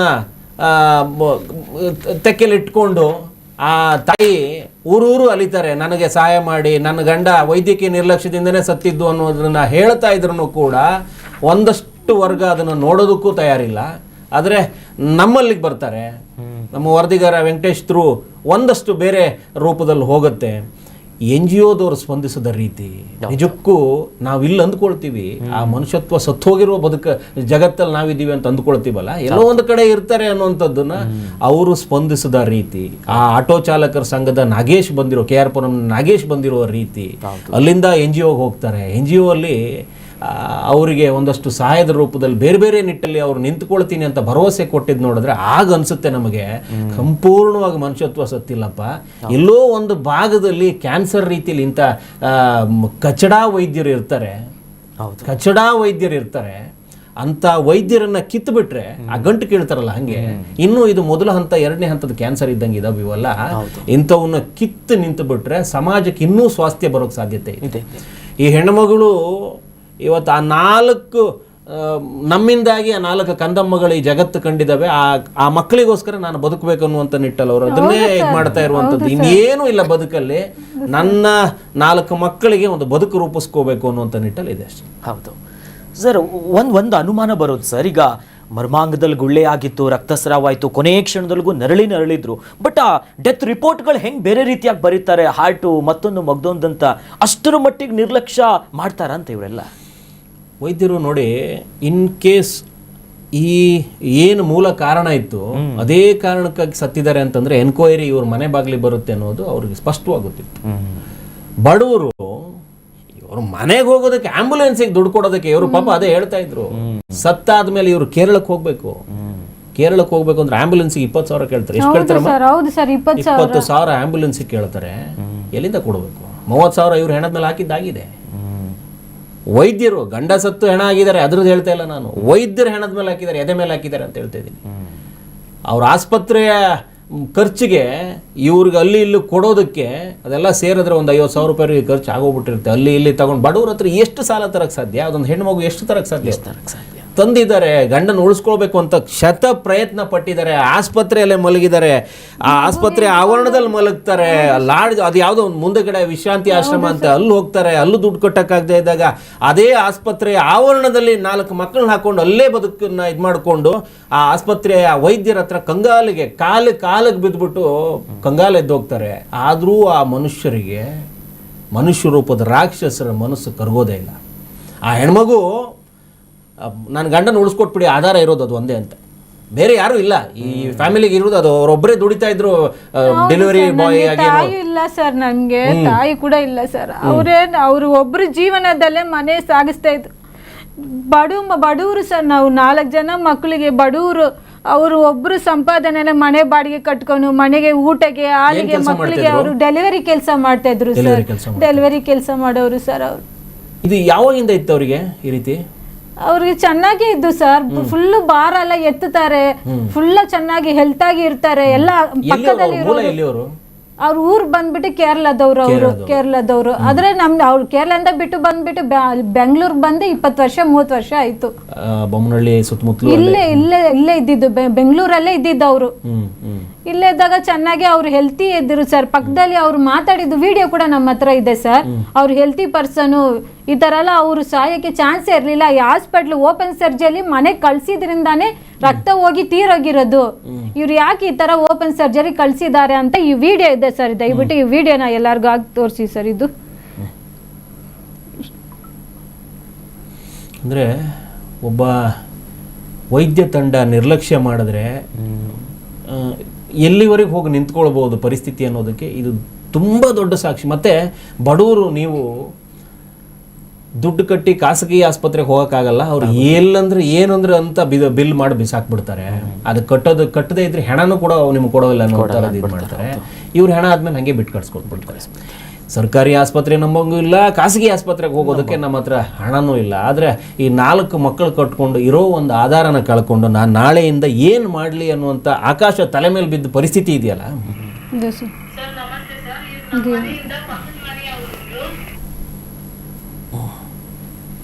ಒಂದು ನಿಮಿಷ ನೋಡ್ತೇನೆ. ಇದು ಅವತ್ತು 15ನೇ ತಾರೀಕು ಅವ್ರೇನಾದ್ರೂ ಹೇಳ್ಕೊಂಡ್ರಾ? ಏನು ಹೇಳಿಲ್ಲ ಸರ್, ಚೆನ್ನಾಗಿ ಮಾತಾಡ್ತಾ ಇದ್ದಾಗ ಆಸ್ಪತ್ರೆ ಕರ್ಕೊಂಡು ಹೋಗಿ ನನ್ನ ಸರಿಪಡಿಸಿ ಎಷ್ಟೋ ಕೇಳಿದ್ರು ಸರ್. ಅವ್ರಿಗೆ ನಂಬಿಕೆನೇ ಹೋಯ್ತು ಸರ್. ಆ ವಿಕ್ಟೋರಿಯಾ ಹಾಸ್ಪಿಟ್ಲ್ ಈ ಕಡೆನೂ ಬಲವಂತವಾಗಿ ನಮ್ಗೆ ಓಡಿಸ್ತಾ ಇದ್ದಾರೆ, ಆ ಕಡೆನೂ ನಮ್ಗೆ ಪ್ಲಾಸ್ಟಿಕ್ ಸರ್ಜರಿಗೆ ಸೇರಿಸ್ತಾ ಇಲ್ಲ. ಕೊನೆಗೆ ಅವ್ರಿಗೆ ನಂಬಿಕೆನೇ ಹೋಯ್ತು ಸರ್. ಅವರು ಕೊನೆಗೂ ನಂಬಿಕೆನೇ ಹೋಯ್ತು, ನಮ್ಗೆ ಅಲ್ಲಿ ಸೇರ್ಸೋದೇ ಇಲ್ಲ ಅಂತ ನಂಬಿಕೆ ಹೋಯ್ತು. ಅಲ್ಲಿ ಮಾತಾಡ್ತಾನೆ ಇರುವಾಗ ಊಟ ತಿಂತಾ ಇರ್ತಾರೆ, ಹಂಗೆ ಕೆಮ್ಮಿದ್ರು ಸರ್. ಕೆಮ್ಮಿದಾಗ ಏನಾಗುತ್ತೆ, ರಕ್ತ ಅಷ್ಟು ಫೋರ್ಸಾಗಿ ಕೊಳ ತಿರ್ಸಿದ್ರೆ ನೀರು ಹೋಗುತ್ತಲ್ಲ ಸರ್, ಆ ತರ ನೀರು ತರ ರಕ್ತ ಅಷ್ಟು ಓಪನ್ ಜಾಗ ಇದೆ. ಜಾಗದಲ್ಲಿ ಹಂಗೆ ಬ್ಲಡ್ ಹೋಗ್ತಾ ಇದೆ. ನಾನು ಅಪ್ಪ ಇಬ್ಬರೇ ಇರೋದು, ಯಾರು ನಮ್ಮ ಮನೇಲಿ ಇಲ್ಲ. ಅಪ್ಪ ನಾನು ಅವರು 3 ಜನನೇ. ಬೆಡ್ಶೀಟ್ ಎಲ್ಲ ಎತ್ತಿ ಎಷ್ಟು ಇಕ್ಕಿ ನಾವು ಮುಚ್ತಾ ಇದೀವಿ, ಎಷ್ಟು ಇಕ್ಕಿದ್ರು ಕೂಡ ಕಂಟ್ರೋಲ್ ಇಲ್ಲದೆ ಫುಲ್ ಬ್ಲಡ್ ಹೋಗ್ತಾ ಇದೆ ಸರ್. ಅಕ್ಕಪಕ್ಕ ಎಲ್ಲ ನೋಡಿದವ್ರು ಇದ್ದಾರೆ. ಅದ್ರಲ್ಲೇ ಅವರು ಫುಲ್ಲ ರಕ್ತ ಹೋಗಿ ಕಣ್ಣು ಮುಂದೆನೆ, ನನ್ನ ಕಾಲ್ ಮೇಲೇನೆ ತೀರ್ಕೊಂಡ್ರು ಸರ್. ಅವರು ಎಲ್ಲೋ ಬೇರೆ ಕಡೆ ನೋಡದೆ ಜಾಗದಲ್ಲಿ ತೀರಿದ್ರೆ ಬೇರೆ, ನನ್ನ ಕಾಲ್ ಮೇಲೆನೆ ಕಣ್ಣು ಮುಂದೆನೆ ನನಗೆ ಉಣ್ಣೋ ಕೂಡ ಅವ್ರು ನೆನೆಸ್ಕೊಂಡ್ರೆ ಡೈಲಿ ಅಳ್ತಾ ಇದ್ದೀನಿ ಸರ್. ಅವ್ರಿಗೆ ಪರಿಸ್ಥಿತಿ ಹೆಂಗಿರುತ್ತೆ ಅಂದ್ರೆ ಕೇಳೋದಕ್ಕೆ ಕಷ್ಟ ಆಗುತ್ತೆ. ಕಣ್ಣಾರೆ ನಮ್ಮವರೊಬ್ರು ಈ ತೊಡೆ ಮೇಲೆನೆ ತೀರ್ಕೊಂಡ್ರು ಅಂತ ಹೇಳ್ತಾರೆ.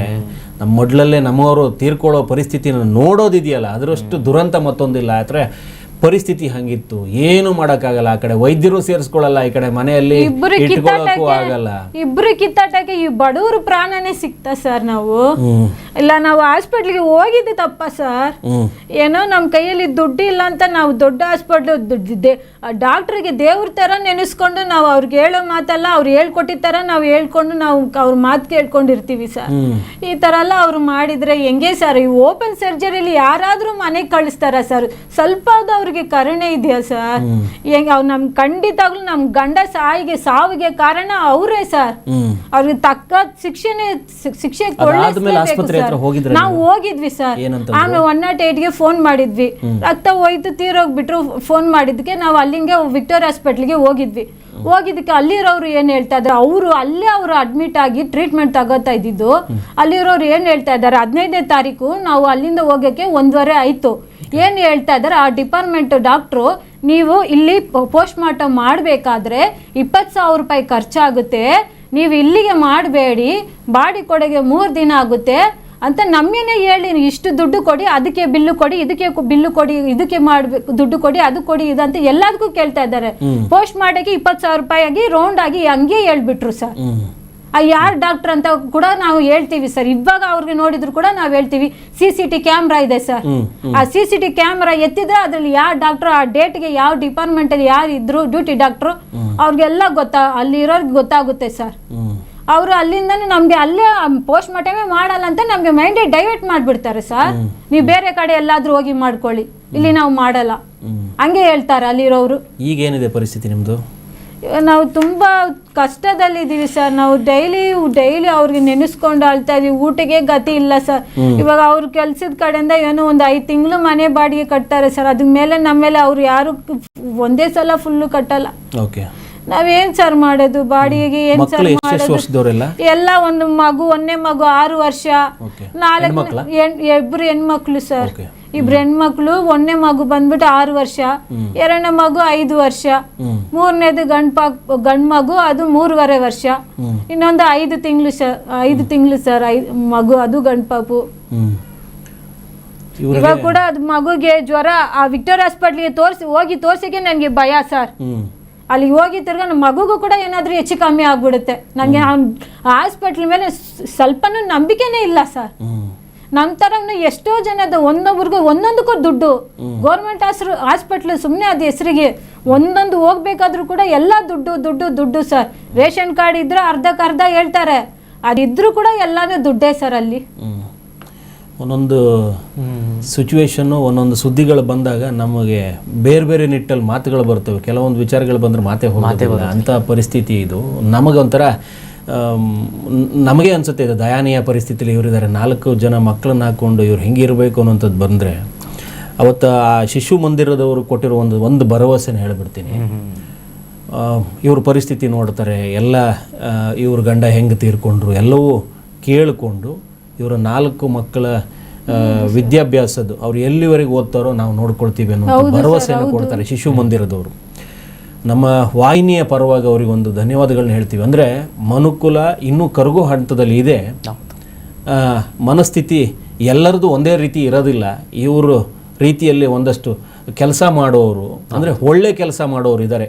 ವೈದ್ಯರು ನರರೂಪದ ರಾಕ್ಷಸರಾದರೂ ಕೂಡ ಮನುಷ್ಯತ್ವ ಮರೆತಿಲ್ಲ. ಕೆಲವು ಮನುಷ್ಯರು ಸಾಮಾನ್ಯರು ಅಂತ ಹೇಳೋಣ.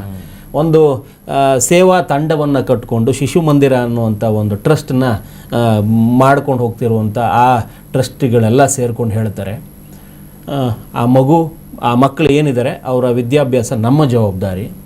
ಈಗಿರುವ ಈ ಪತ್ನಿ ಏನಿದ್ದಾರೆ ಅವರಿಗೆ ಒಂದಷ್ಟು ಡ್ರೈವಿಂಗ್ ಲೈಸೆನ್ಸ್ ರೂಪದಲ್ಲಿ ನಾವು ಸಪೋರ್ಟ್ ಮಾಡ್ತೀವಿ. ಅದಾದ ನಂತರದಲ್ಲಿ ಅವ್ರಿಗೆ ಆಸಕ್ತಿ ಇದ್ದರೆ ಒಂದು ಆಟೋನ ಕೊಡ್ತೀವಿ ಅನ್ನುವಂಥದ್ದು, ಆಟೋ ಕೊಡ್ತೀವಿ ಅಂತ ಹೇಳ್ತಾರೆ. ಜೀವನೋಪಾಯಕ್ಕೆ ಏನು ಬೇಕೋ ಅದನ್ನು ಅವ್ರು ಅದರಲ್ಲಿ ದುಡ್ಕೋಬೋದು ಅನ್ನುವಂಥ ನಿಟ್ಟಲ್ಲಿ ಮಾತಾಡ್ತಿದ್ದಾರೆ. ಆದರೆ ಇವತ್ತಿನವರೆಗೂ ಆಗಿರೋ ಕೆಟ್ಟ ಪರಿಸ್ಥಿತಿ ಇದೆಯಲ್ಲ, ಅದರಿಂದ ಈಚೆ ಬರೋದಕ್ಕೆ ಇನ್ನು ಎಷ್ಟು ವರ್ಷ ಬೇಕಾಗ್ಬೋದೇನೋ. ಅದರ ಈ ಕಳ್ಕೊಂಡಿರೋ ಸಮಯನ ಕಟ್ಕೊಡೋಕ್ಕಾಗಲ್ಲ. ಮುಂದಿನ ಸಮಯನ ಬೇಕಾದರೂ ಈ NGOದವರು ಅಥವಾ ಯಾರೋ ಒಂದಷ್ಟು ದಾನಿಗಳ ಮೂಲಕ ಕಟ್ಕೊಡ್ಬೋದು. ಇಲ್ಲಿವರೆಗಿನ ಸಮಯವನ್ನು ಆಸ್ಪತ್ರೆ ಮೂಲಕ ಕಳೆದು ಹೋಯ್ತಲ್ಲ, ಅವರ ಬದುಕನ್ನು ನರಕದಲ್ಲಿಟ್ರಲ್ಲ, ನಿಮ್ಮ ಬದುಕು ನರಕ ಆಗೋವರೆಗೂ ನಮ್ಮಂಥ ವಾಹಿನಿ ಯಾರು ವೈದ್ಯ ಲೋಕದಲ್ಲಿ ಈ ರೀತಿ ಮಾಡಿಕೊಂಡು ಬಡವರ ರಕ್ತ ಹೀರೋದಕ್ಕೆ ನಿಂತುಕೊಂಡಿದ್ದೀರಲ್ಲ, ಆ ನರರೂಪದ ರಾಕ್ಷಸರು ನರಕ ಅನುಭವಿಸುವವರೆಗೂ ನಮ್ಮ ವಾಹಿನಿ ಜೊತೆಗೆ ಮತ್ತೊಂದಷ್ಟು ಜನ ನಿಂತುಕೊಂಡು ನಿಮಗೇನು ಆಗಬೇಕು ತಕ್ಕ ಶಾಸ್ತಿ ಆಗುವವರೆಗೂ ಬಿಡೋದಿಲ್ಲ. ಯಾಕಂತಂದರೆ ಇದು ಬರೀ ಇವ್ರ ಕಷ್ಟ ಮಾತ್ರ ಅಲ್ಲ, ಇವರ ರೂಪದಲ್ಲಿ ಇನ್ನೊಂದಷ್ಟು ಜನ ಈಗ ನೀವು ವಿಕ್ಟೋರಿಯಾ ಆಸ್ಪತ್ರೆಗೆ ಹೋದ್ರೂ ಆವರಣದಲ್ಲಿ ಒಂದಷ್ಟು ಜನ ಕಾಯ್ತಿರ್ತಾರೆ. ಹೌದು ಸರ್, ಅಂದ್ರೆ ನೀವಾಗಲೇ ಹೇಳ್ತಿದ್ದೆ ಶಿಶು ಮಂದಿರದ ಬಗ್ಗೆ. ಶಿಶು ಮಂದಿರದ ಶಾಲಿನಿ ಅವರು ನಮ್ಮ ಜೊತೆ ದೂರವಾಣಿ ಸಂಪರ್ಕದಲ್ಲಿ ಕನೆಕ್ಟ್ ಆಗಿದ್ದಾರೆ ಸರ್. ನಮಸ್ತೆ. ನಮಸ್ತೆ ಶಾಲಿನಿ ಅವರೇ. ನಮಸ್ತೆ ಸರ್. ನಮಸ್ತೆ. ಯಾವಾಗ ಬಂದರು ಇವರು ನಿಮ್ಮ ಸಂಪರ್ಕಕ್ಕೆ ಬಂದಿದ್ದು ಯಾವಾಗ, ಮತ್ತು ನಿಮ್ಮ ಕಡೆಯಿಂದ ಆಗಿರುವಂಥ ಕೆಲಸಗಳೇನು?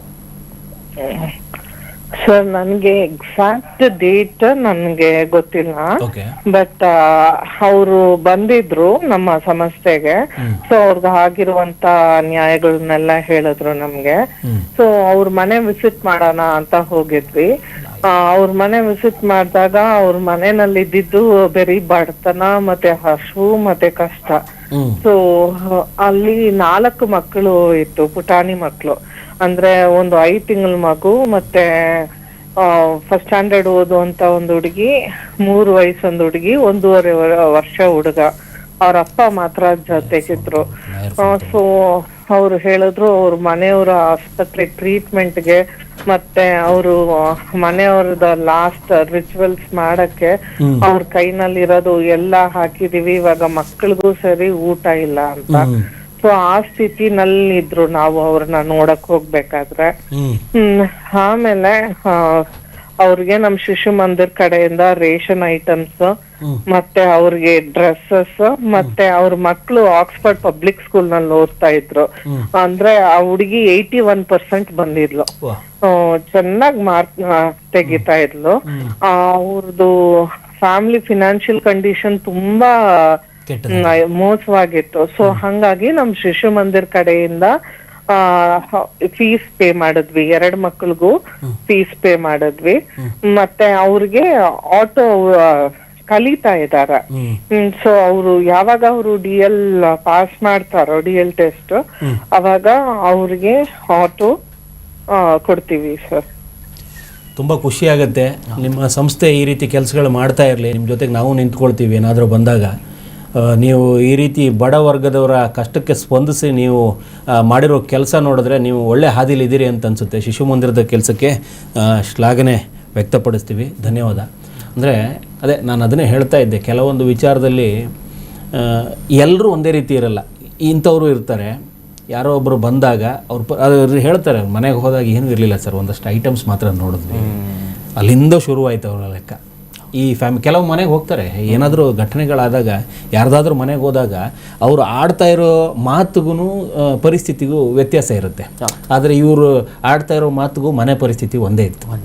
ಸೊ ಯಾಕಂತಂದರೆ ಇವರಿಗೆಲ್ಲ ಸುಳ್ಳು ಮೋಸ ಇನ್ನೊಂದು ಗೊತ್ತಿಲ್ಲ. ಯಾಕಂದ್ರೆ ಬಡವರೆಲ್ಲ ತುಂಬ ಕಡಿಮೆ. ಅದು ನೀವು ಹೋಗ್ತಾ ಹೋಗ್ತಾ ಹೋಗ್ತಾ ಹೋಗ್ತಾ ಎಲ್ಲವೂ ಜಾಸ್ತಿ ಆಗ್ತಾ ಹೋಗುವಂಥದ್ದು. ಈ ಹಂತದಲ್ಲಿದ್ದ ಈ ಮಹಿಳೆ ಮನೆಯಲ್ಲಿ 4 ಜನ ಮಕ್ಕಳು, ತಿನ್ನೋಕ್ಕೆ ಊಟನೂ ಇರಲಿಲ್ಲ, ಬಟ್ಟೆ ಕಾನ್ಸೆಪ್ಟು ಇರಲಿಲ್ಲ. ಅವರು ಅಲ್ಲಿಂದ ಶುರು ಮಾಡ್ತಾರೆ ನೋಡಿ. ಆ ಶಿಶು ಮಂದಿರದವರು ತುಂಬಾ ಸಹಾಯ ಮಾಡಿದ್ದಾರೆ, ತುಂಬ ಸಹಾಯ ಮಾಡ್ತಾರೆ, ತುಂಬಾ ಮಾಡಿದ್ದಾರೆ. ಅವ್ರ ಶಾಲಿನಿ ಮೇಡಮು ಎಲ್ಲ ಶಿಶು ಮಂದಿರದಲ್ಲಿ ಎಲ್ಲ ನಮ್ಗೆ ತುಂಬಾ ತುಂಬಾ ತುಂಬಾ ಸಹಾಯ ಮಾಡಿದ್ದಾರೆ. ಎಲ್ಲಾನು ಅವ್ರು ಇವಾಗ ನಮ್ಗೆ ಮಾಡ್ತಾ ಇದ್ದಾರೆ. ಮತ್ತೆ ನಮ್ಗೆ ಮುಖ್ಯ ಇಂಪಾರ್ಟೆಂಟ್ ಆಗಿ ವೆಂಕಟೇಶ್ ಸಾರ್ ಇದಾರಲ್ಲ ಸರ್, ಕರ್ನಾಟಕ ನ್ಯೂಸ್ ಚಾನೆಲ್ದ ಅವ್ರ ಸಾರ್, ಅವರು ತುಂಬಾ ಅಂದ್ರೆ ನಮ್ಗೆ ದೇವ್ರ ತರ ಅವರೇ ನಮ್ಗೆ ದಾರಿ ತೋರಿಸ್ತಾ ಇದ್ದಾರೆ. ಎಲ್ಲರೂ ಈ ನ್ಯೂಸ್ ಮುಗಿದ್ಮೇಲೆ, ತನಿಖೆ ಮಾಡಿದ್ಮೇಲೆ ಎಲ್ಲರೂ ಹಂಗೆ ಸುಮ್ಮನೆ ಇದ್ಬಿಟ್ರು. ಅವ್ರು ಇದುವರೆಗೂ ಕೂಡ ನಮಗೆ ಕಾಂಟ್ಯಾಕ್ಟ್ ಮಾಡಿ ನಮಗೆ ಏನು ನಿಮ್ಗೆ ಭಯ ಪಡಬೇಡಮ್ಮ, ನಾವು ಜೊತೆಲಿದ್ದೀವಿ, ನಮ್ಮ ಚಾನೆಲ್ ಜೊತೆಲಿದೆ, ಏನು ನೀನು ಚಿಂತೆ ಪಡಬೇಡಮ್ಮ, ನಿಮ್ಗೆ ಏನು ಕಷ್ಟ ಇಲ್ಲದೆ ತರ ನಾವು ನೋಡ್ಕೋತೀನಿ ಅಂತ ಇದುವರೆಗೂ ಕೂಡ ನಮ್ಗೆ ಅವರೇ ಶಿಶು ಮಂದಿರಾಗಿ ಕರ್ಕೊಂಡು ವೆಂಕಟೇಶ್ ಸರ್ ಅವರು. ಒಬ್ಬ ವರದಿಗಾರನಿಗೆ ಅಷ್ಟು ಮಟ್ಟಕ್ಕೆ ಆಸಕ್ತಿ ಇದ್ರೆ, ಅಂದ್ರೆ ಎಲ್ಲವನ್ನೂ ಒಂದೇ ರೀತಿ ನೋಡೋದಿಲ್ಲ. ಸುದ್ದಿಯಾಗಿ ನೋಡಿ ಹಂಗೆ ಬಿಟ್ಟು ಬರೋ ಒಂದು ವರ್ಗ ಆದರೆ, ಸುದ್ದಿಯಲ್ಲಿ ಕೆಲವೊಂದಷ್ಟು ವಿಷಯಗಳನ್ನು ಅರ್ತು ಇದನ್ನು ಫಾಲೋ ಅಪ್ ಮಾಡಿದ್ರೆ ಯಾರೋ ಒಬ್ಬರು ನ್ಯಾಯ ಸಿಗುತ್ತೆ ಅಂತ ನಮ್ಮ ವರದಿಗಾರ ವೆಂಕಟೇಶ್ ಮಾಡಿರೋ ಕೆಲಸದಿಂದ ಇವತ್ತು ಈ ಹಂತಕ್ಕೆ ಬಂದಿದೆ. ಆ ಫ್ಯಾಮಿಲಿಗೆ ಒಂದು ಆಶ್ರಯ ಆಗಿದೆ. ಸರ್ ನಮಸ್ತೆ. ನಮಸ್ಕಾರ. ನಮಸ್ಕಾರ. ಮೋಹನ್ ಅಂತ ವಕೀಲರು. ಸರ್, ಈಗ ಈ ಬಡ ಮಹಿಳೆ ತನ್ನ ಪತಿಯನ್ನು ಕಳ್ಕೊಂಡು 4 ಜನ ಮಕ್ಕಳ ಜೊತೆಗೆ ನಮ್ಮ ವಾಹಿನಿಯ ಸಂಪರ್ಕಕ್ಕೆ ಸಿಕ್ಕ ನಂತರದಲ್ಲಿ ಅವರಿಗೆ ಒಂದು ಸಣ್ಣ ಆಶ್ರಯ ಸಿಗ್ತಾ ಇದೆ. ಆಟೋ ಮತ್ತು ಅವರ ಶಿಕ್ಷಣಕ್ಕೆ ಒಂದು ವ್ಯವಸ್ಥೆ ಆದಂಗಿದೆ. ನಾನು ಮೊದಲಿಗೆ ನಿಮಗನ್ನು ಕೇಳೋದು ಸರ್, ಈ ವಿಕ್ಟೋರಿಯಾ ಆಸ್ಪತ್ರೆಗೆ ಒಂದು ಕಾಲಕ್ಕೆ ಇವರ ಹಸ್ಬೆಂಡ್ಗೆ ಒಂದು ಸಣ್ಣದಾಗಿ ಗುದದ್ವಾರದಲ್ಲಿ ಒಂದು ಸಣ್ಣದು ಗುಳ್ಳೆ ಎದ್ದಿದೆ ಅಂತೇಳ್ಬಿಟ್ಟು ಹೋಗಿ ಸೇರಿಸ್ಕೊಳ್ತಾರೆ ಸರ್, ಆಸ್ಪತ್ರೆಯಲ್ಲಿ ದಾಖಲಾಗ್ತಾರೆ. ಅದಾದ ನಂತರದಲ್ಲಿ ಅದೇ ದಿನ ಒಂದು ಸಣ್ಣದಾಗಿ ಒಂದು ಆಪ್ರೇಷನ್ ಮಾಡ್ತಾರೆ. ಅದಾದ ನಂತರದಲ್ಲಿ ಹೆಚ್ಚು ಕಡಿಮೆ ಆಗಿರೋದಕ್ಕೆ ಕಾರಣಕ್ಕೋಸ್ಕರ ವಾರ್ಡ್ನಲ್ಲೇ ಆಪ್ರೇಷನ್ ಮಾಡಿಬಿಡ್ತಾರೆ ಸರ್. ಜೂನಿಯರ್ಸನ್ನು ಇಟ್ಕೊಂಡು ವಾರ್ಡಲ್ಲೇ ಆಪ್ರೇಷನ್ ಮಾಡ್ತಾರೆ. ಅದಾದ ನಂತರದಲ್ಲಿ ರಕ್ತಸ್ರಾವ ಆಗೋಕ್ಕೆ ಶುರುವಾಗುತ್ತೆ, ಇವರ ನಿರ್ಲಕ್ಷ್ಯ ಮುಂದುವರಿಯುತ್ತೆ, ಪ್ಲಾಸ್ಟಿಕ್ ಸರ್ಜರಿಗೆ ಕೇಳ್ತಾರೆ. ಪ್ಲಾಸ್ಟಿಕ್ ಸರ್ಜರಿಗೆ ಹೋಗಿದ್ದೀವಿ ಸರ್, 6 ಸಲ, ಒಂದೊಂದು ಸಲ ಹೋಗಿದ್ದು ಇದೆ. ಈ ವೈದ್ಯರ ನಿರ್ಲಕ್ಷ್ಯ ಮತ್ತು ಈ ಆಸ್ಪತ್ರೆಯಲ್ಲಿ ಈ ಜೂನಿಯರ್ಸ್ ಆಪರೇಷನ್ ಮಾಡಬೇಕಾದ್ರೆ ಸೀನಿಯರ್ಸ್ ಮಾರ್ಗದರ್ಶನ ಬೇಕು ಅನ್ನೋ ಕಾನ್ಸೆಪ್ಟ್ ಇದೆಯಾ ಇಲ್ವಾ ಸರ್? ಸರ್ ನಮಸ್ಕಾರ. ನಾನು ಆ ಮಹಿಳೆ ಕತೆ ಕೇಳಿದೆ, ಒಂದ್ ಸ್ವಲ್ಪ ಮಹಿಳೆ ಕತೆ ಕೇಳುವಂತ ಅವಕಾಶ ಸಿಕ್ತು ನನ್ಗೂನು. ಆ ಮಹಿಳೆ ಹೇಳೋದು ನೋಡಿದ್ರೆ ಕರಳು ಎಂತವ್ರಿಗೂ ಕಿವುಚುತ್ತೆ ಸರ್. ಬಟ್ ಆದ್ರೆ ನಾವು ಒಂದು ವಿಷಯ ಗಮನಿಸ್ಬೇಕು ಸರ್, ಯಾರ ಮೇಲೆ ಆರೋಪ ಮಾಡ್ತಾ ಇದಾರಲ್ಲ ಆ ಆರೋಪಿಸ್ತರು ನಮ್ ಮುಂದೆ ಇಲ್ಲ, ನಂಬರ್ 1. ಎರಡನೇದು, ಮೆಡಿಸಿನ್ ಅನ್ನೋದು ಮ್ಯಾಥಮೆಟಿಕ್ಸ್ ತರ ಸುಲಭವಾಗಿ ಅರ್ಥ ಮಾಡ್ಕೊಳ್ಳುವಂತ ವಿಷಯ ಅಲ್ಲ ಸರ್. ಅದು ಅಷ್ಟು ಸುಲಭ ಆಗಿದ್ರೆ 5 ವರ್ಷ MBBS, 2 ವರ್ಷ ಪೋಸ್ಟ್ ಗ್ರಾಜುಯೇಷನ್, 2 ವರ್ಷ ಸೂಪರ್ ಸ್ಪೆಷಾಲಿಟಿ ಮಾಡೋ ಅಗತ್ಯ ಇರ್ಲಿಲ್ಲ. ಈಗ ಯಾತಕ್ಕೋಸ್ಕರ ಆ ತರ ಒಂದು ಸಂದರ್ಭದಲ್ಲಿ ಆ ಮಹಿಳೆ ಸಿಗಾಕೊಂಡ್ರು ಅಥವಾ ಆ ರೋಗಿ ಆ ತರ ನರಳಿ ತೀರೋದ್ರು ಅನ್ನೋದು ಸ್ಪಷ್ಟ ಮಾಹಿತಿ ಇಲ್ಲದೆ ನಾವ್ ಏನೋ ಒಂದು ಅಭಿಪ್ರಾಯ ಸೂಚಿಸಕ್ ಆಗೋದಿಲ್ಲ ಸರ್.